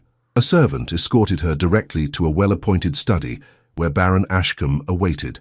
The Baron had aged visibly since their last meeting 6 months earlier. His once imposing figure appeared diminished, his complexion sallow, his eyes haunted by fear, poorly disguised as hauteur. Miss Whitmore, he acknowledged, gesturing toward a chair, I appreciate your willingness to meet privately. My willingness stems from curiosity rather than cooperation, Clara replied coolly, remaining standing. What possible, mutually beneficial terms could you offer after your systematic destruction of my reputation? The Baron flinched slightly at her directness. Circumstances have been regrettable. However, with goodwill on both sides. Goodwill? Clara interrupted, her voice steady despite her internal turmoil. You severed our engagement without explanation, fabricated rumors of impropriety, and allowed society to condemn me as disgraced. Recently, you threatened to posthumously defame my father. Where precisely might I locate evidence of your goodwill? The past cannot be undone, the Baron replied stiffly. I propose we focus on practical resolution. Your claim to the Ashcombe title, while perhaps technically valid, would precipitate years of costly litigation, public scandal, and mutual damage. Clara studied him dispassionately. You acknowledge the validity of my claim, then? The Baron hesitated, clearly choosing his words carefully. I acknowledge that certain documentation exists which, presented selectively, might create legal complications. However, not complications, Clara corrected. Justice. Recognition of my mother's legitimate birth and rightful place in the Ashcombe lineage. For a moment, genuine emotion broke through the Baron's careful facade. Do you truly believe the Ton would accept a woman, particularly one whose reputation has already suffered, as rightful holder of an ancient barony? The legal proceedings would become a public spectacle, benefiting no one but scandal-mongers. Clara recognized the first hint of vulnerability in his argument. Your concern centers not on legal outcome, but on public humiliation. My concern, the Baron countered, extends to practical realities. What advantage would you gain from years of litigation? As Duchess of Ravenshire, you will occupy a position far superior to that of Baroness Ashcombe. Why pursue this claim when you have already secured such an advantageous match? The implication that her engagement served merely social advancement struck Clara like a physical blow, yet she maintained her composure. Perhaps because justice transcends advantage. Perhaps because my mother's identity deserves acknowledgement regardless of my marital prospects. The Baron's expression hardened. Noble sentiments, but impractical. I offer concrete terms. A formal statement acknowledging your mother's legitimacy as daughter of the 7th Baron, a substantial financial settlement, and my public apology for any misunderstandings regarding your character. In exchange for, Clara prompted, though she already anticipated his demand, your signed renunciation of all claims to the Ashcombe title and estates, he confirmed, properly witnessed and legally binding. Clara allowed silence to stretch between them, strategically prolonging the Baron's discomfort. And the Countess Verena? Would she also offer apology for her systematic campaign against my reputation? The Baron's expression tightened. The Countess and I no longer maintain close association. Her actions were undertaken independently. How convenient, Clara observed. When your mutual conspiracy proves disadvantageous, suddenly your collaboration dissolves. You speak of conspiracy, yet align yourself with the Duke of Ravenshire to pursue your claim, the Baron countered. Is that not similarly strategic? Clara felt heat rise in her cheeks, but kept her voice level. The difference, Baron Ashcombe, lies in honest intent.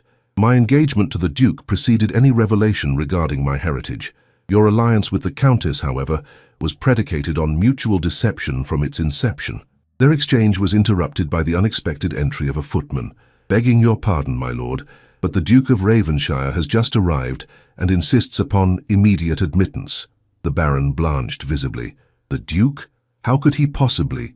The answer arrived before the question completed, as the Duke himself strode into the study, his expression thunderous.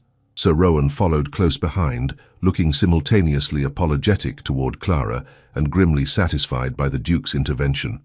Your Grace, the Baron stammered, rising hastily, this unexpected visit is considerably less unexpected than your audacity in arranging a private meeting with my fiancée, the Duke interrupted coldly.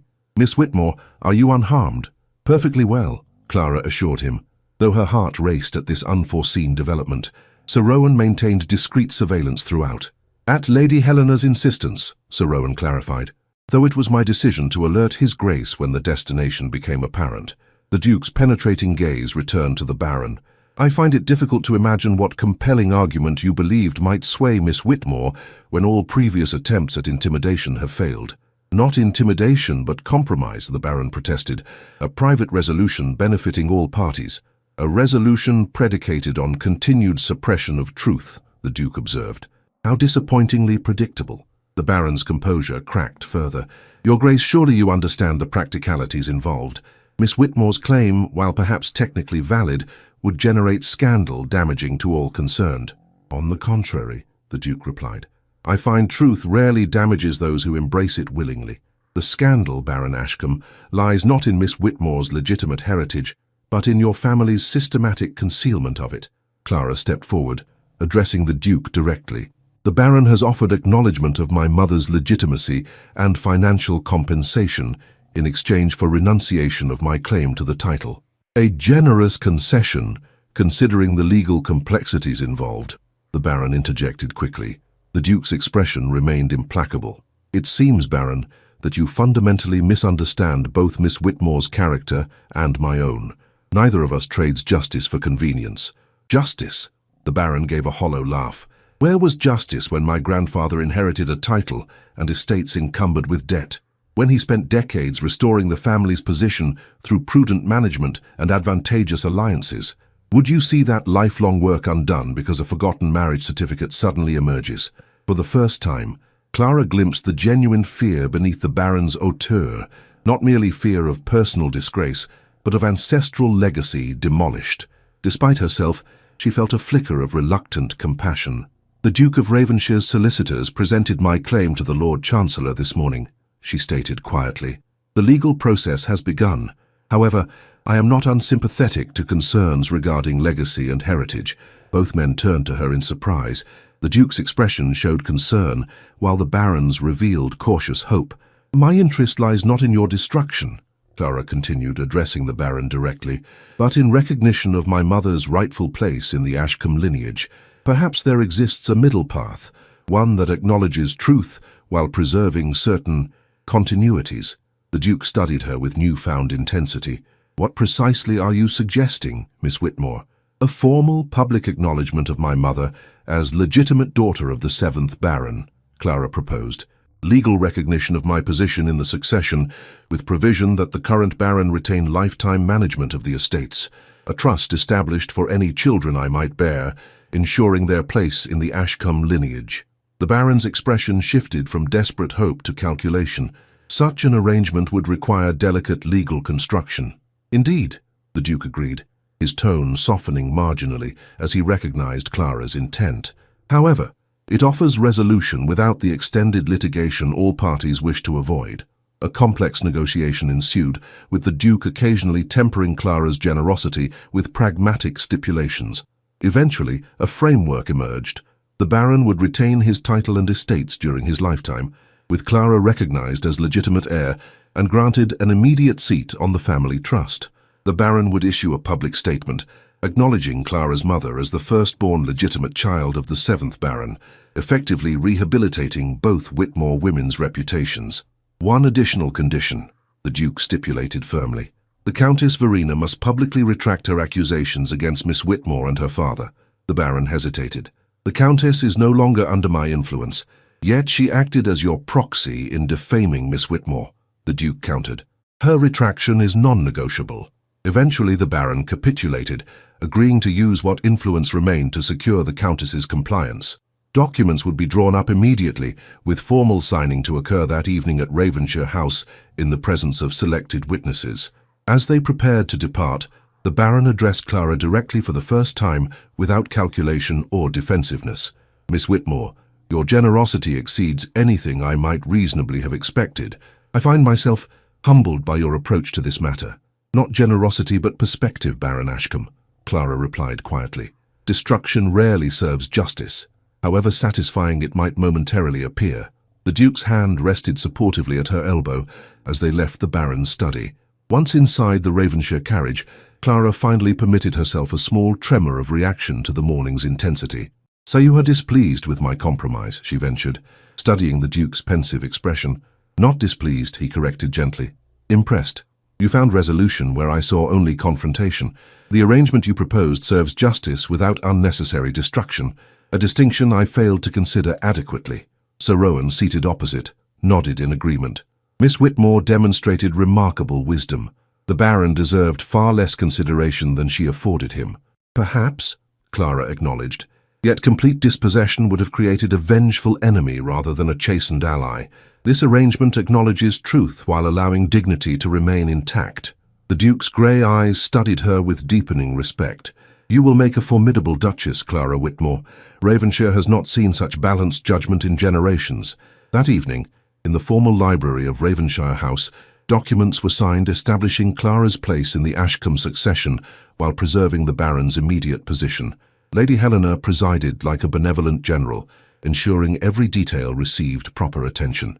There remains the matter of the winter assembly at Northbrook House tomorrow evening, she remarked, as the solicitors gathered their papers. The timing proves remarkably fortuitous. The Duke nodded in agreement. The perfect opportunity to present both our engagement and the resolution of the Ashcombe succession to society. The Baron, still processing his narrow escape from complete disgrace, managed a strained smile. I shall of course attend to publicly acknowledge Miss Whitmore's position, as will the Countess Verena, Lady Helena added with steely determination. I have taken the liberty of communicating certain expectations regarding her attendance and public statement. Later that night, alone in her chambers at Berkeley Square, Clara finally permitted herself to absorb the day's extraordinary developments. From threatened disgrace to acknowledged heir in a single day, the transformation seemed almost too profound to comprehend. A soft knock at her door heralded Lady Helena's appearance. You conducted yourself admirably today, the older woman stated without preamble. Adrian is quite correct. You will make a formidable Duchess. I simply sought balance between justice and mercy, Clara replied. Complete victory often proves hollow. Lady Helena settled herself in a chair near the fire. A lesson many never learn, regardless of age or station. Now, regarding tomorrow's assembly, the Ravenshire diamonds will be delivered in the morning. Tradition dictates their appearance at significant social declarations. Diamonds? Clara echoed faintly. Surely that's excessive for a mere assembly. Nothing about tomorrow will be mere, my dear, Lady Helena corrected. Tomorrow marks your formal introduction as future Duchess of Ravenshire and acknowledged heir to the Ashcombe legacy. Society must witness both your triumph and the Baron's capitulation. As moonlight filtered through frosted windows, Clara contemplated the silver signet ring upon her finger, symbol of an alliance that had transformed from arrangement to genuine partnership. Tomorrow would indeed bring resolution, but what form that resolution might ultimately take remained uncertain. The winter assembly at Northbrook House would either cement her rehabilitation or expose new vulnerabilities in her precarious position. Either way, Clara Whitmore, daughter of a scholar, legitimate heir to an ancient title and future Duchess, would face society's judgment with newfound confidence in both her heritage and her worth. Snow fell in delicate flurries as carriages lined the circular drive of Northbrook House, their lanterns glowing like fireflies against the darkening sky. The Winter Assembly, traditionally the most exclusive gathering of London's social season, had assumed unprecedented significance this year. Rumours had circulated throughout the day regarding extraordinary developments in the Ashcombe succession and the Duke of Ravenshire's unexpected engagement, transforming what might have been a routine social obligation into an event of historic consequence. Clara sat beside Lady Helena in the Ravenshire carriage, acutely conscious of the diamond necklace at her throat. The ducal jewels, an elaborate confection of perfectly matched stones arranged in graduated tiers, felt both foreign and strangely predestined against her skin. "Remember," Lady Helena instructed as they approached the grand entrance, "you enter not as supplicant seeking readmission to society, but as acknowledged heir to one ancient family and future Duchess of another. Carry yourself accordingly." The Duke, resplendent in formal evening attire, awaited them at the foot of the marble staircase. His grey eyes warmed appreciably at the sight of Clara, though his public demeanour maintained its characteristic reserve. "You look magnificent," he murmured as he offered his arm. "The diamonds have found their rightful home." Clara managed a small smile despite her trepidation. "They feel rather like a coronation crown, simultaneously empowering and terribly weighty." "An apt comparison," he acknowledged. "Tonight is indeed a coronation of sorts." As they ascended the staircase, the assembled guests fell into expectant silence. Clara felt countless eyes assessing her transformation, from disgraced spinster to bejeweled bride-to-be, her silver-blue gown, another masterpiece from Madame Delacroix, emphasizing both elegance and authority. Lady Northbrook, the evening's hostess, greeted them with elaborate courtesy. "Your Grace, Miss Whitmore, what exceptional pleasure to welcome you both. We are particularly honored by your attendance given the significant developments I understand have recently transpired." "Developments which shall be properly announced this evening," the Duke confirmed with a slight bow. "We appreciate your gracious accommodation of these somewhat unorthodox proceedings." Clara scanned the glittering assemblage, noting with inward satisfaction that the Countess Verena had indeed attended as instructed. She stood near the refreshment table, her emerald gown conspicuously subdued compared to her usual flamboyance, her expression a study in barely concealed resentment. The Baron Ashcombe had positioned himself strategically near the orchestra, attempting to project nonchalance despite the occasional tremor in his hands as he accepted a glass of champagne. Sir Rowan Linton maintained discreet surveillance of both former conspirators while engaging Lady Mildred in animated conversation. "Courage," the Duke murmured as they moved into the ballroom. "The most difficult steps are often those taken in full view of one's former detractors." As they circulated among the guests, Clara experienced the bewildering sensation of witnessing her own social resurrection. People who had pointedly avoided her gaze in public now sought her attention with eager deference. Former critics suddenly discovered previously unmentioned admiration for her dignified forbearance during trying circumstances. "The hypocrisy is rather breathtaking," Clara observed quietly to Lady Helena during a momentary respite. 6 months of calculated shunning erased by a diamond necklace and a title. "Not erased, but illuminated," Lady Helena corrected. "Society's fickleness reveals more about its adherents than its targets. Remember this lesson when you wield influence as Duchess of Ravenshiire." The orchestra concluded its opening set, and Sir Rowan discreetly signalled the Duke. The moment for formal announcements had arrived. Lord Northbrook, a portly gentleman with surprising dignity, called for attention. "Distinguished guests, we are privileged to witness several significant announcements this evening. First, His Grace, the Duke of Ravenshiire, requests your attention." The Duke stepped forward, his commanding presence immediately silencing the assembled company. Clara moved to his side, conscious of the symbolic weight of their public alignment.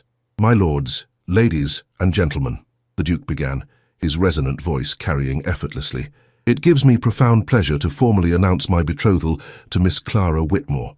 Our marriage will take place at Ravensshire Chapel 3 weeks hence." A murmur of reaction rippled through the crowd. Partly surprise, partly validation of already circulating rumours, the Duke raised his hand slightly, indicating he had not concluded. "Furthermore, recent developments regarding Miss Whitmore's maternal lineage merit equal attention. I invite Baron Ashcombe to address this matter directly." A momentary hush fell as the Baron made his way forward. His complexion appeared ashen, despite evident efforts at composure, yet he managed to project dignity as he addressed the assembly. "Ladies and gentlemen," he began, voice initially unsteady but gathering conviction, "recent historical research has brought to light certain facts regarding my family's succession that require acknowledgement. It has been conclusively established that Professor Whitmore's late wife, Eleonora, was the legitimate daughter of my great-grandfather, the 7th Baron Ashcombe, through his first marriage to Madeleine Laurent. The assembled guests exchanged glances of astonishment as the Baron continued. Consequently, Miss Clara Whitmore has been legally recognized as direct descendant in the Ashcombe line. Through mutual agreement formalized yesterday, Miss Whitmore has graciously consented to an arrangement whereby I retain lifetime management of the Ashcombe estates, with formal acknowledgement of her position in the succession. Clara stepped forward, her voice clear and measured. This resolution seeks neither disruption nor revenge, but simply acknowledgement of historical truth. The arrangement honors both present stewardship and legitimate lineage. The Duke's hand rested supportively at the small of her back as he addressed the still stunned assemblage. I believe the Countess Verena also wishes to make a statement regarding certain misunderstandings that have circulated in recent months. All eyes turned expectantly toward the Countess, whose frozen smile barely disguised her humiliation. With visible reluctance, she moved to join the central group. Her usual confident swagger noticeably diminished. "I wish to express my sincere regret," she stated, each word seemingly extracted under duress, "for any mischaracterizations regarding Miss Whitmore that may have originated from my drawing room. It appears certain correspondence attributed to Miss Whitmore was, in fact, incorrectly identified. I am pleased that proper understanding has now been established." The carefully crafted non-apology represented the absolute minimum required by the agreement, yet its public delivery before hundreds of witnesses effectively sealed Clara's rehabilitation. The Ton might privately question the Countess's sincerity, but none would dare perpetuate allegations she had now publicly disavowed. Lord Northbrook, recognizing the historical significance of these declarations, raised his glass. "Ladies and gentlemen, I propose a toast to the future Duchess of Ravensshire and to the honourable resolution of the Ashcombe succession. May truth and dignity always prevail in our society." The assembled guests raised their glasses with varying degrees of enthusiasm, social obligation momentarily overriding personal reservations. As the orchestra resumed playing, the Duke turned to Clara with quiet satisfaction. "The formal battle is won," he observed. "Now comes the equally important campaign of the ballroom." "Must we dance?" Clara asked, suddenly feeling the emotional weight of the evening's proceedings. "I confess I find myself rather overwhelmed." "Precisely why we must," he replied gently. "Your visible participation in normal social pleasures demonstrates that tonight's revelations represent not extraordinary accommodation, but simple justice." As they took their positions for the opening bars of a waltz, Clara became acutely aware of the symbolic tableau they presented, the powerful Duke publicly aligning himself with the woman whose reputation he had helped restore, their partnership now reinforced by her newly acknowledged heritage. "You have conducted yourself magnificently," the Duke murmured, as they moved gracefully across the polished floor. "Lady Helena is positively beaming with approval, a sight rarer than a solar eclipse, I assure you." Clara permitted herself a small smile. "I have merely followed the path of dignity you helped illuminate." "You would have found it regardless," he replied with unexpected warmth. "My contribution lay simply in clearing certain obstacles that should never have been placed in your way." As they completed the dance, the Baron approached, formally requesting the next dance with Clara, a public gesture of reconciliation carefully choreographed to reinforce their newly established arrangement. "Miss Whitmore," he acknowledged stiffly as they took their positions, "your handling of tonight's announcements demonstrated remarkable grace. I find myself reluctantly impressed by your diplomatic acumen." "Diplomacy often proves more effective than destruction, Baron," Clara replied evenly. "We both emerge with dignity intact, if somewhat recalibrated." The Baron managed a rueful smile. "Indeed, though I confess I find the Countess less philosophical about her required public statement. She departed immediately afterward, pleading sudden indisposition. An ailment likely to persist until society's attention shifts to fresher scandal," Clara observed dryly. "Though I imagine her retreat to Kent may become rather permanent." Their conversation was interrupted by Lady Mildred's arrival with Sir Rowan. "Miss Whitmore, or should I say Lady Clara, you must allow me to express my absolute delight at these wonderful developments. I always suspected there was more to your situation than common understanding allowed." Clara accepted this flagrant revision of history with serene politeness. Your support has been most appreciated, Lady Mildred. Sir Rowan tells me you were instrumental in locating certain key witnesses regarding my mother's documentation. Lady Mildred preened visibly at this strategic acknowledgement of her minimal contribution. One does what one can for justice, my dear. Though I must say the Ravenshire diamonds become you remarkably, almost as though they were designed with you in mind. As the evening progressed, Clara found herself the centre of attention she had neither sought nor desired. Yet with each conversation, each carefully navigated social exchange, she grew increasingly comfortable in her transformed position.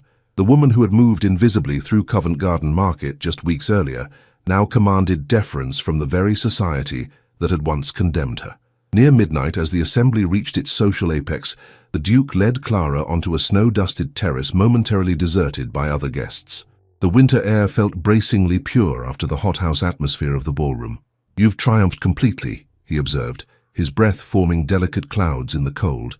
"Though I suspect victory tastes rather different than anticipated." Clara nodded thoughtfully. "Less sweet than expected, perhaps. There is a certain hollowness in watching principles bend so readily to accommodation. The true victory lies not in their capitulation, but in your vindication," the Duke reminded her. "The documents confirming your mother's legitimacy now reside in permanent legal record. The truth you and your father protected has finally claimed its rightful place." "Thanks to you," Clara acknowledged softly. "Without your intervention, without my intervention," he interrupted gently, "you would eventually have found another path to justice. Your resourcefulness and determination were evident long before my appearance at Covent Garden Market."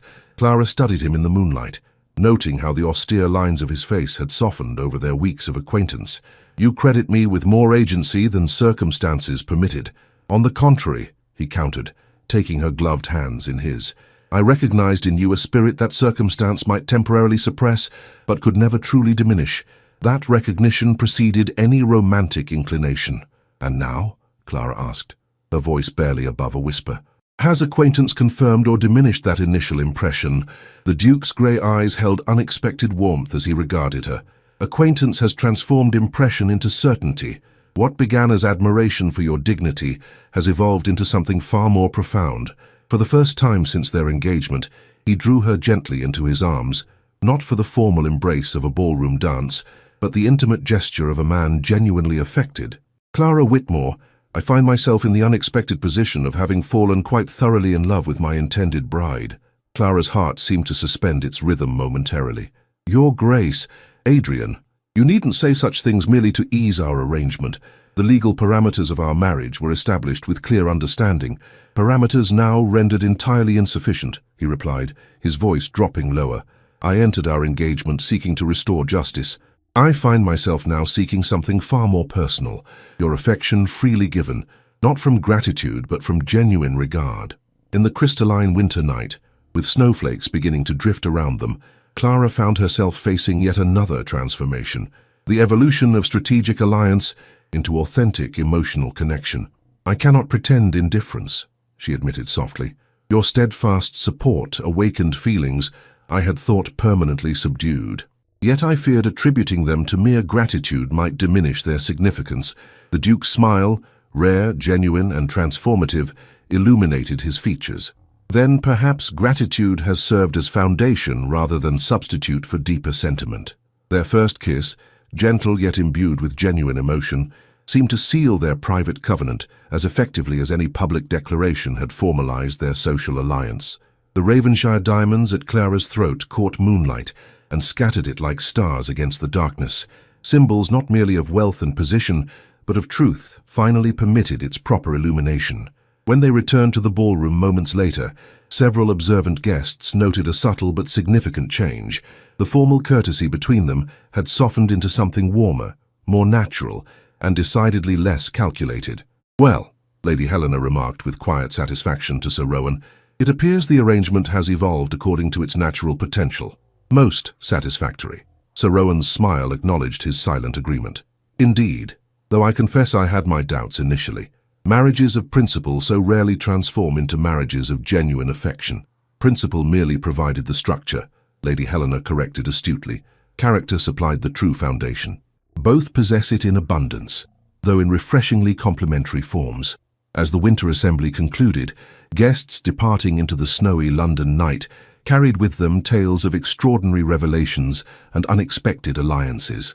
Yet the most significant development, the transformation of strategic engagement into genuine attachment, remained private, cherished by its participants as the most unexpected triumph of an already remarkable evening. The 3 weeks following the winter assembly passed in a whirlwind of activity, as preparations for the wedding consumed every household connected with the event. Ravenshire House bustled with unprecedented activity, as rooms unopened for decades were prepared for the influx of family members arriving from distant estates. Lady Helena maintained rigorous supervision of all arrangements, determined that her nephew's marriage would set new standards for dignified celebration. "Not ostentation but elegance," she repeatedly instructed the harried staff. "The distinction proves essential, particularly given recent developments." Those recent developments had indeed provided London society with unprecedented conversational fodder. The Baron's public acknowledgement of Clara's maternal lineage had generated ripples extending far beyond their immediate circle. Distant Ashcombe relations suddenly discovered pressing business in London, eager to assess this unexpected addition to their family tree. Scholars who had dismissed Professor Whitmore's academic contributions now hastily re-evaluated his research, finding previously overlooked merit in his historical analysis. Most significantly, the Countess Verina's precipitous departure from London had transformed into something more permanent. Rumours circulated regarding significant financial losses connected to the Baron's legal difficulties. Her country estate in Kent had been quietly listed for sale, and reliable sources reported she had accepted an invitation from distant relatives in Italy, a social retreat typically reserved for those requiring extended absence from English scrutiny. Clara observed these developments with detached interest, her attention focused primarily on the profound personal transformation occurring within her engagement. What had begun as strategic alliance had blossomed into genuine affection, deepening with each private conversation and shared confidence. "I find myself continually surprised," she confessed to Lady Helena during a rare quiet moment, "by how naturally we've progressed from arrangement to attachment. I had not anticipated such ease between us. Compatibility reveals itself most authentically under pressure," Lady Helena observed sagely. "Your mutual challenges provided rare opportunity to witness each other's true character without social pretense." The wedding preparations had necessitated Clara's complete relocation to Lady Helena's Berkeley Square residence, where a steady stream of modistes, jewellers, and various specialists arrived daily to ensure the future Duchess of Ravenshire would present appropriately. The trousseau expanded to proportions Clara found almost embarrassing, despite Lady Helena's insistence that each item represented necessary equipment rather than frivolous indulgence. "A duchess requires appropriate tools," she declared, when Clara protested the extensive wardrobe. "Just as a general needs proper weaponry, you require suitable attire for the various campaigns of social significance you will undertake." 1 week before the wedding, as Clara reviewed final arrangements with the Ravenshire housekeeper, an unexpected visitor requested a private audience. Mrs. Harrington had returned from Bedfordshire, bearing additional documents regarding the Ashcombe lineage. "My dear Miss Whitmore," the vicar's wife exclaimed, embracing Clara warmly, "how magnificent you look! Happiness becomes you remarkably well." Clara returned the embrace with genuine affection. "Your discovery of my father's hidden documentation changed everything, Mrs. Harrington. I remain forever in your debt." "Nonsense," the older woman replied briskly. "Justice merely required proper evidence, which Providence placed in my husband's safekeeping." She withdrew several yellowed papers from her reticule. "These additional letters arrived yesterday from France. Correspondence between your grandmother Madeline and her cousin in Paris, referencing her marriage to the 7th Baron." Clara examined the fragile documents with reverent care. How extraordinary that these should surface now, after all these years. "Perhaps not so extraordinary," Mrs. Harrington suggested. "Truth possesses its own momentum once initially revealed. These merely provide additional confirmation of what has already been established." As they reviewed the letters together, Clara found herself deeply moved by these tangible connections to her maternal heritage.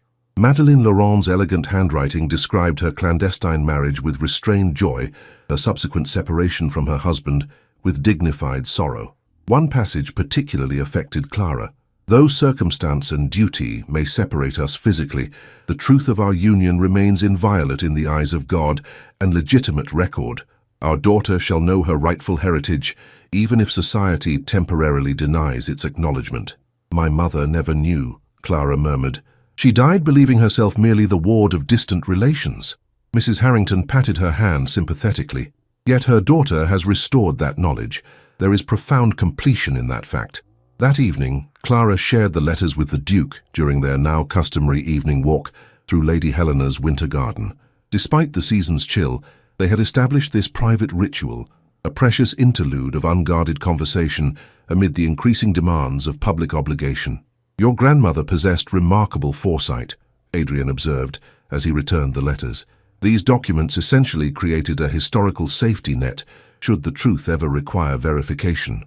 A scholar's daughter, Clara noted with a smile. Documentation appears to run in the maternal line. Adrian's answering smile held genuine warmth. A trait the Ravenshire archives will undoubtedly benefit from in coming generations. Our family records have suffered from decidedly haphazard maintenance in recent decades. The casual reference to their shared future, to children who would continue both lineages, no longer produced the awkward self-consciousness of their early engagement. Their relationship had evolved into comfortable partnership, underpinned by growing affection. "Have you decided regarding the Ashcombe property questions?" Adrian inquired, as they completed another circuit of the frozen garden. "The solicitors require direction regarding trust provisions." Clara had been considering this matter for several days. The legal recognition of her position in the Ashcombe succession had raised complex questions regarding property entitlements and future inheritance. "I believe the most appropriate approach maintains our original agreement," she replied thoughtfully. "The Baron retains lifetime management of the estates, with oversight from the family trust. Any children we might have would stand in direct line for eventual inheritance, maintaining both bloodlines' continuity." Adrian nodded approvingly. "A gracious and practical resolution, though I confess some surprise that you claim no immediate financial benefit from the arrangement." "Financial benefit was never my objective," Clara reminded him. "Recognition of truth and restoration of reputation fulfilled my essential requirements. Besides," she added with a small smile, "I believe the Ravenshire resources will prove sufficient for our needs." His laughter, a sound she had come to treasure for its rarity and genuine warmth, echoed in the winter garden. "Indeed. Though I appreciate your restraint nonetheless, many would exploit such opportunity for material advantage. Many have not had the privilege of learning that dignity often proves more valuable than advantage," Clara replied. "My father's example taught that lesson effectively." The following morning brought unexpected correspondence from the Baron, a formal letter requesting a private audience with Clara before the wedding. Adrian initially objected to such meeting, but Clara gently overruled his concern. "The Baron has fulfilled every aspect of our agreement," she pointed out. "This request likely represents his attempt at personal reconciliation rather than legal renegotiation. Nevertheless, I dislike the notion of your meeting him unaccompanied," Adrian persisted. "His previous manipulations warrant continued caution." They eventually compromised.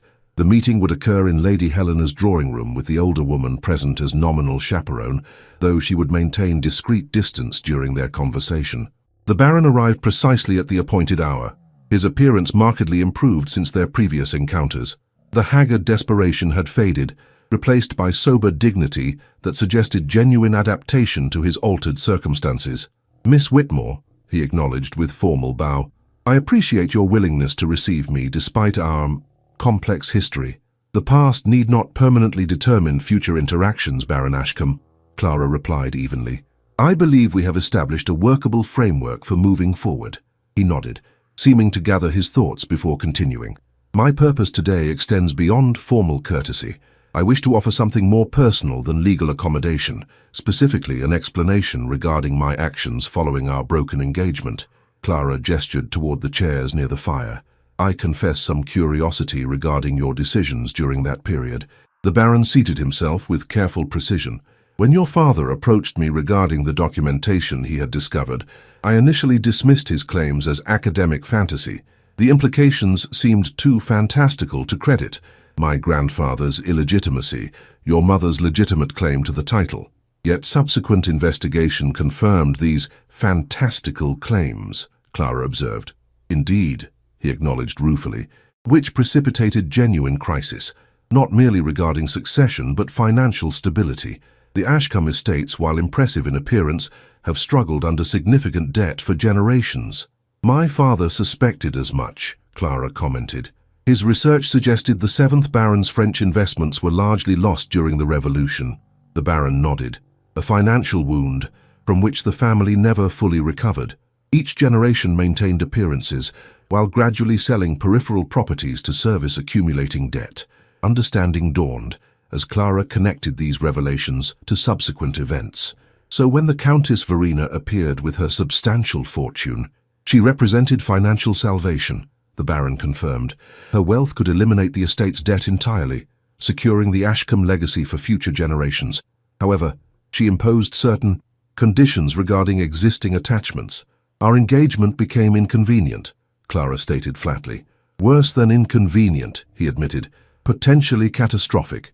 The Countess, having investigated your background thoroughly, recognized the potential threat Professor Whitmore's research posed to my legitimacy.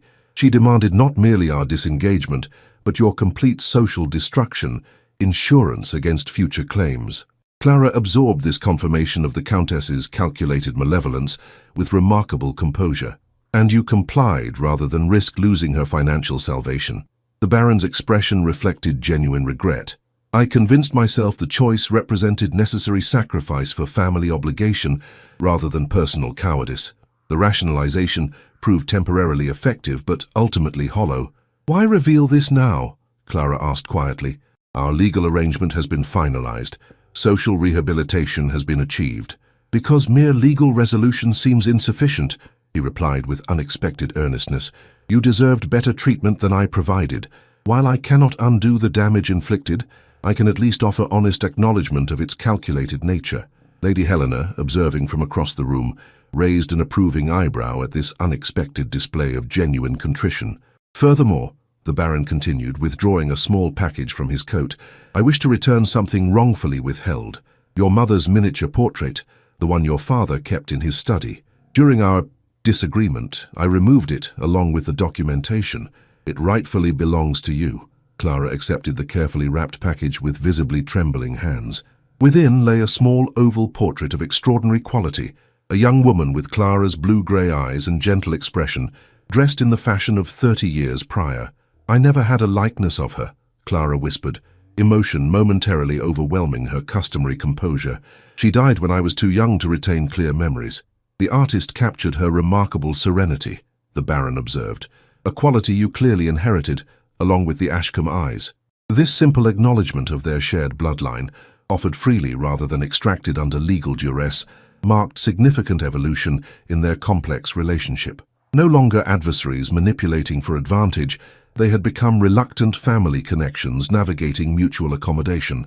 As the Baron prepared to depart, he offered one final observation. Your upcoming marriage represents perfect resolution to our complicated situation.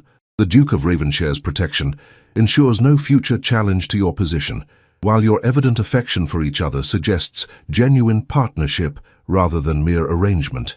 Clara's surprise must have shown, for he continued with unexpected perception. I observed you both at the Winter Assembly. What began as strategic alliance has clearly evolved into something more authentic. I find myself unexpectedly pleased by this development. After his departure, Lady Helena joined Clara by the fire. Well, she remarked briskly, that proved considerably more satisfactory than anticipated. Genuine contrition remains remarkably rare in men of his position. Financial disaster, followed by public humiliation, provides powerful incentive for character development, Clara observed dryly, still cradling her mother's portrait. Though I believe his regret contains elements of genuine remorse beneath practical accommodation, sufficient for civilized future interaction, Lady Helena agreed, which serves your purposes adequately without requiring impossible forgiveness. The week before the wedding passed in flurried activity, culminating in Clara's final night as unmarried woman. As she prepared for sleep in her Berkeley Square chamber, Lady Helena arrived bearing a small velvet box. A traditional gift from Adrian's mother, she explained, presenting the box with uncharacteristic sentimentality. She instructed me to keep this for his future bride, a woman she unfortunately never had opportunity to meet. Within lay a delicate silver filigree bracelet set with small pearls and a single diamond at its center. "The Ravenshire bride's bracelet," Lady Helena continued, "worn by every duchess since the 17th century on her wedding day." Clara accepted the exquisite piece with appropriate reverence. "I'm deeply honored by this connection to Adrian's mother. Elizabeth would have approved thoroughly of her son's choice," Lady Helena stated with unusual emotional transparency. She valued character above connection, substance above superficial charm. "You embody qualities she most admired." As darkness settled over London, Clara stood at her window watching snowflakes dance in the lamplight. Tomorrow would bring final transformation, from disgraced spinster to honored duchess, from isolated survivor to protected partner. The journey from Covent Garden Market to Ravenshire Chapel had traversed territory both treacherous and transformative. Yet as she contemplated her mother's portrait, now positioned on her bedside table, Clara recognized that the most significant change lay not in external circumstance but internal perspective. The painful path to vindication had revealed strength she hadn't recognized, resilience she hadn't acknowledged, and capacity for forgiveness she hadn't anticipated. Tomorrow would indeed bring ceremony and celebration, public acknowledgement and private commitment. But the true transformation, from woman defined by others' perceptions to woman secure in self-knowledge, had already occurred in the crucible of adversity navigated with dignity and tact. Spring arrived with unexpected gentleness that year, as though nature itself acknowledged the harshness of the preceding winter and sought to provide compensatory beauty. The gardens at Ravenshire House bloomed with particular abundance, roses climbing ancient stone walls with renewed vigor, formal parterres exploding in carefully orchestrated color. Clara, now Duchess of Ravenshire for 3 months, stood at the drawing-room window observing the transformation with quiet satisfaction. The parallel between nature's renewal and her own circumstances did not escape her appreciation for poetic symmetry. "Contemplating horticultural metaphors," came Adrian's amused voice from the doorway. "Your expression suggests profound thoughts regarding those roses." Clara turned with a smile that still carried traces of wonder at her transformed circumstances. "Merely appreciating the seasonal contrast. Winter's severity makes spring's arrival particularly satisfying." "Indeed," he agreed, crossing to join her at the window, "though I confess some affection for winter's clarity. Spring brings its own complications, beautiful but requiring careful management." Their easy conversation reflected the comfortable partnership that had developed since their February wedding. The ceremony at Ravenshire Chapel had proceeded with dignified simplicity, despite its social significance, the subsequent celebration balancing appropriate festivity with restrained elegance. Society pages had declared it the perfect culmination to London's most extraordinary social rehabilitation in recent memory. Lady Helena, who had remained at Ravenshire House following the wedding, rather than returning to her usual spring residence in Bath, appeared in the doorway. "The Baron's carriage has been sighted approaching the main gates," she announced. "Precisely on time, which suggests genuine reform of character. Punctuality often indicates moral improvement." Clara exchanged an amused glance with her husband.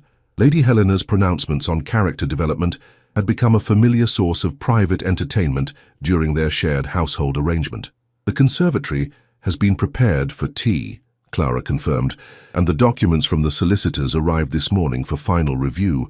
Today's meeting represented the culmination of arrangements regarding the Ashcombe succession, final signatures on trust documents that would permanently establish Clara's position in the family line while confirming the Baron's lifetime management of the estates. The legal framework, complex but comprehensive, had required months of careful negotiation. "Sir Rowan has offered to provide discreet supervision of the proceedings," Adrian remarked, adjusting his cravat with habitual precision. "Though I assured him such oversight proves unnecessary at this juncture." Clara nodded in agreement. "The Baron has demonstrated remarkable adherence to both letter and spirit of our arrangement. His public acknowledgement of my maternal lineage at Lady Pemberton's musical evening last week seemed genuinely heartfelt, rather than merely obligatory." The Baron's arrival proceeded with appropriate formality, the Ravenshire butler announcing him with precisely calibrated deference, acknowledging his title while subtly emphasizing his visitor status within the ducal residence. Clara received him in the main drawing room, Adrian at her side presenting unified authority. "Your Grace," the Baron acknowledged with formal bow to Clara. a courtesy that had initially felt strange but now seemed natural expression of their recalibrated relationship. "Your Grace," he repeated with similar gesture toward Adrian. "Lady Helena, I trust this fine spring day finds you all in good health." "Indeed, Baron Ashcombe," Clara replied with genuine cordiality. "We appreciate your punctuality regarding these final arrangements." As they proceeded to the conservatory where tea awaited, Clara noted the continued improvement in the Baron's appearance. The haggard desperation that had marked their early encounters had been replaced by dignified acceptance of altered circumstances. His clothing, while still of excellent quality, displayed subtle moderation compared to his former ostentation. "I received correspondence from Italy yesterday," he remarked as they seated themselves amid blooming citrus trees and climbing jasmine. "The Countess Verena appears to have established herself quite successfully in Florence. She mentions potential marriage negotiations with an elderly Italian count of substantial means but declining health." Adrian raised an eyebrow. "Her talent for strategic alliance remains apparently undiminished, though now exercised at comfortable distance from English society," Lady Helena added with satisfaction. "Geographic separation proves remarkably effective for certain social difficulties." The Baron's expression reflected rueful acknowledgement. "Her departure has simplified numerous arrangements, though I bear responsibility for initially enabling her involvement in our unfortunate situation." This acknowledgement of personal culpability, offered without prompting or defensive qualification, marked significant evolution in the Baron's character. Clara exchanged an approving glance with her husband, whose subtle nod confirmed shared assessment. Their business concluded efficiently, trust documents signed with appropriate witnesses present. The Baron prepared to depart but hesitated momentarily in the entrance hall. "There remains one additional matter," he stated, his manner suggesting genuine discomfort. "A personal rather than legal consideration." "Of course," Clara responded. "Please speak freely." "I have been contemplating certain aspects of our shared heritage," the Baron explained. "Specifically items that rightfully belong to your maternal line rather than the general Ashcombe collection." He withdrew a small leather case from his coat. "This signet ring belonged to your grandfather, the 7th Baron. It passed to my grandfather when he assumed the title, though by right it should have gone to your mother, as firstborn legitimate child." Clara accepted the case with visible emotion. Within lay a heavy silver signet ring bearing the Ashcombe crest, a falcon with outstretched wings, above a stylized representation of their ancestral home. "This represents not legal obligation, but personal acknowledgement," the Baron continued. "The ring symbolizes bloodline rather than title, connection that transcends legal arrangements." "A most thoughtful gesture," Adrian observed, genuine approval evident in his tone. "The symbolic weight exceeds its material value considerably." "Precisely my intention," the Baron confirmed. "While our legal framework addresses titles and estates, certain family connections require more personal recognition." After his departure, Clara stood in the entrance hall examining the signet ring with careful attention. "A remarkable gesture," she murmured, "particularly given its voluntary nature." "Adversity occasionally produces genuine character improvement," Lady Helena observed, though rarely without significant external motivation. Later that evening, as Clara and Adrian enjoyed their customary after-dinner walk through the Ravenshire gardens, the last light of sunset gilded spring blooms with golden illumination. Their conversation turned to future plans, renovations at the country estate, charitable initiatives for the coming season, potential diplomatic engagements that would require the Duchess's official presence alongside her husband. "Your adaptation to ducal responsibilities continues to impress observers," Adrian remarked as they paused beside a particularly magnificent climbing rose. "Lady Northbrook commented specifically on your gracious handling of the hospital committee disagreements last week." Clara smiled at the recollection. "Experience navigating social hostility provides excellent preparation for diplomatic challenges. After surviving orchestrated disgrace, managing philanthropic disagreements seems remarkably straightforward." Adrian's answering smile held genuine warmth. "The transformation of misfortune into strength represents perhaps your most remarkable quality. Many would emerge from such experience embittered rather than empowered. Bitterness offers poor foundation for rebuilding," Clara observed thoughtfully. "I discovered that truth during those isolated months, before our paths converged." Their conversation paused as they reached the small classical temple that crowned the garden's eastern slope. From this vantage point, London sprawled before them, the city that had witnessed both her humiliation and her triumph, now peaceful in evening light. "I received correspondence from Mrs. Pembroke today," Clara mentioned as they seated themselves on the marble bench. "She reports that 3 more young women have found refuge at the Clara Whitmore Home for Gentlewomen in reduced circumstances. This charitable foundation, established with portion of Clara's settlement from the Ashcombe arrangement, had become her most passionate project. The home provided temporary residence and vocational training for educated women who, like herself, had experienced sudden reversal of fortune without family support. A most fitting legacy," Adrian commented with evident pride, "transforming personal adversity into institutional protection for others similarly situated." "The silver thread woven through difficulty," Clara agreed. "Finding purpose in pain provides its only meaningful justification." As twilight deepened around them, Clara contemplated the extraordinary journey from that snow-covered morning in Covent Garden Market to this peaceful evening as Duchess of Ravenshire. The path had traversed territory both treacherous and transformative, public humiliation and private revelation, calculated alliance and genuine affection, justice delayed and finally delivered. The silver signet ring her husband had placed upon her finger that February morning caught the fading light, its engraved crest symbolizing not merely aristocratic connection, but profound personal covenant. Beside it now rested the Ashcombe signet, physical embodiment of maternal heritage, long denied but finally acknowledged. "Do you ever consider," Adrian asked quietly, "how a chance encounter amid market stalls led to such profound transformation for us both?" Clara's answering smile held the serene wisdom, hard won through adversity, navigated with dignity. "I've come to believe chance plays smaller role than we initially recognize. Your appearance that morning represented not random coincidence, but inevitable convergence of 2 paths moving toward shared destination. A philosopher as well as a duchess," he observed with tender amusement. "My good fortune compounds daily." "As does mine," she replied simply. "From isolation to partnership, from disgrace to dignity, the journey proves worth its difficulties when the destination brings such contentment." As darkness settled over the garden, stars emerging in velvet sky, Clara reflected on the silver threads of truth that had ultimately woven resolution from chaos.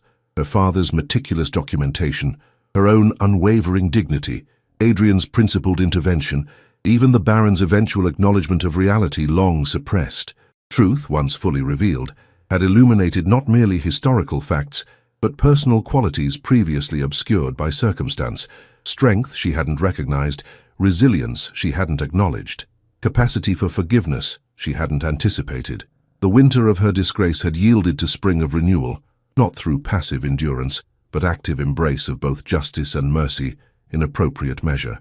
The following morning, as Clara reviewed correspondence in her private study, formerly Adrian's mother's domain, now transformed with subtle feminine touches while maintaining its traditional dignity, Lady Helena arrived bearing news from her extensive network of social informants. "The Countess Verina's Italian arrangements have apparently collapsed," she reported, with barely concealed satisfaction. "The elderly Count discovered certain financial misrepresentations before contracts were finalized. She now seeks refuge with increasingly distant relations in Milan." Clara absorbed this information with thoughtful consideration. One almost pities her desperate maneuvering. "Almost, but not quite," Lady Helena corrected dryly. "Justice occasionally arrives through circuitous routes, but rarely misses its ultimate destination." Later that day, as Clara prepared for an official reception at the Belgian embassy, her lady's maid arranged the Ravenshire diamonds with practiced precision. The magnificent necklace, initially so foreign against her skin, now seemed natural extension of her position rather than borrowed splendor. "The Belgian ambassador specifically requested your attendance," Adrian mentioned as he entered her dressing room. "Your handling of the diplomatic contretemps at Lady Wellington's dinner apparently impressed him considerably." Clara smiled at the recollection. Another instance where experience navigating social hostility provided unexpected preparation for official responsibilities. "Transformation of adversity into advantage," Adrian observed, his grey eyes warm with admiration. "The essence of true resilience." As they departed Ravenshire House that evening, Clara cast a final glance at her mother's portrait, now prominently displayed in the main entrance hall. Visual affirmation of lineage, long denied, but finally acknowledged. The Ashcombe eyes gazed back with serene dignity that transcended historical injustice. Silver threads of truth, woven through generations, finally revealed in their proper pattern. Truth, Clara had discovered, possessed its own momentum once initially revealed. Like silver threads in complex tapestry, it might temporarily disappear beneath darker patterns, but ultimately emerge to complete the design with subtle brilliance. Her father's meticulous documentation, her own unwavering dignity, Adrian's principled intervention, all had contributed to revelation that transformed not merely her circumstances, but her understanding of her own capacity. The carriage bearing the Duke and Duchess of Ravenshire proceeded toward its diplomatic destination, wheels turning over cobblestones that had witnessed both her disgrace and her triumph. Within its elegant confines, Clara contemplated the extraordinary journey from isolated survivor to respected partner, from woman defined by others' perceptions to woman secure in self-knowledge. The silver signet ring upon her finger caught lamplight as they traversed London streets, its engraved promise, "Truth restores," fulfilled beyond expectation. But truth had indeed restored not merely reputation and position, but something far more precious. The certainty that dignity maintained through adversity ultimately reveals character's true silver beneath tarnishing circumstance. In the crucible of unjust disgrace, Clara Whitmore discovered that dignity is not bestowed by society, but preserved through one's own steadfast character.